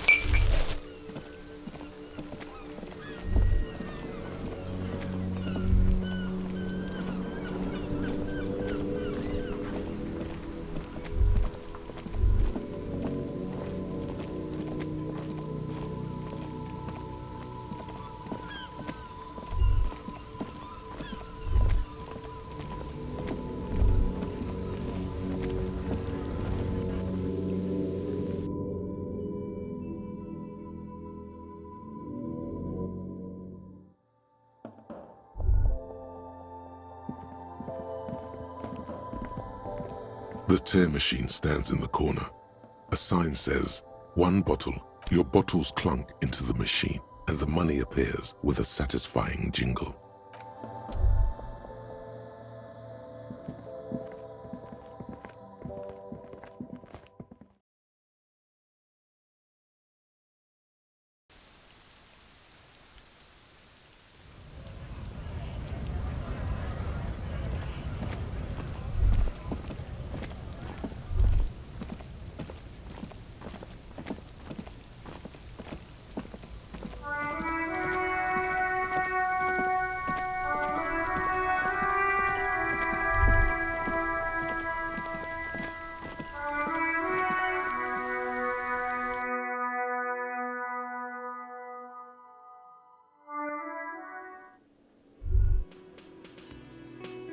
By the way, where is home? The address is coming up blank, and this place sure isn't it.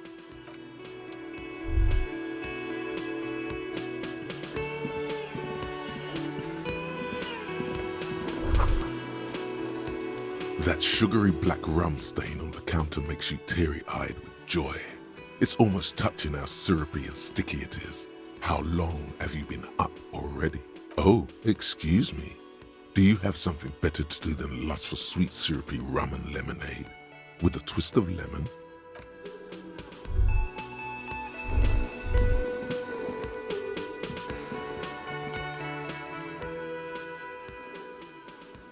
A colorful piece of plastic is dangling from his carabiner. Makes your fingers itch. On the counter, rolled out of his open hand, you see a blister pack of headache medicine. It's a dock worker's ID, doubling as a shift card and a job permit. Your fingers find their way into the shackle, flicking open its spring-loaded gate. The metal loop holds the plastic ID and a leather-bound pocketbook. The man emits a loud snore. Is he about to wake up? Doesn't look like it, but you never know. Better be quick. No, he's looking the other way, perhaps purposefully. You find a black paper note with a woman's profile on it. Seems like this woman lived centuries ago. The note says, 5 real. It feels nice and greasy. Yum yum. Money. Think of all the things you can buy with this. You slip the plastic ID card out of the loop and pocket it. The man continues to snore. Just for the record, you look nothing like the man on the document. The sleeping dock worker has little to say about you. The man does not mind. You probably need them more than he does.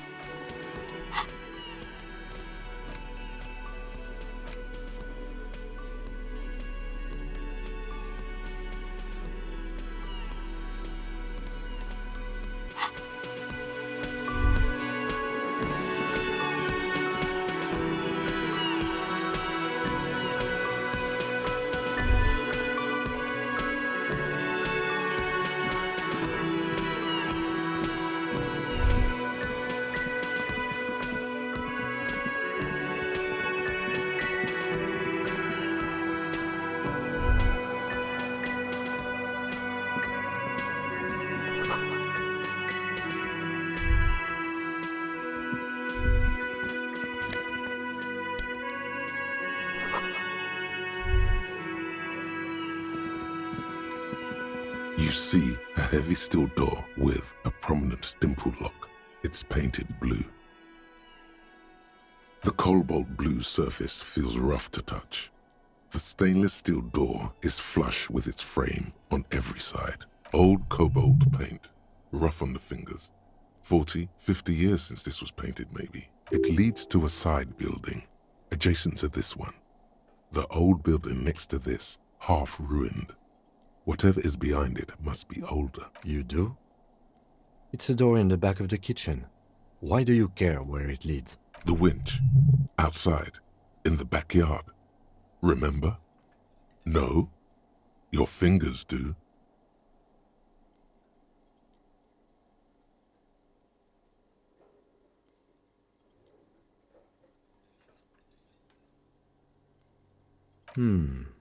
Well, if there was a winch, I suppose we could look into it. As a side investigation. It's hardly a side investigation. You already have a name for it.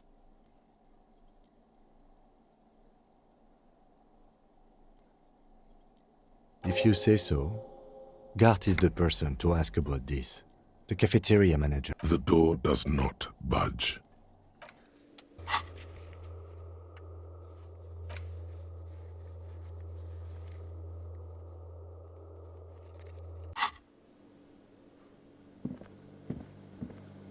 A thin man is smoking below an exhaust hood, occasionally sipping from his mug. This must be the Whirling's cook.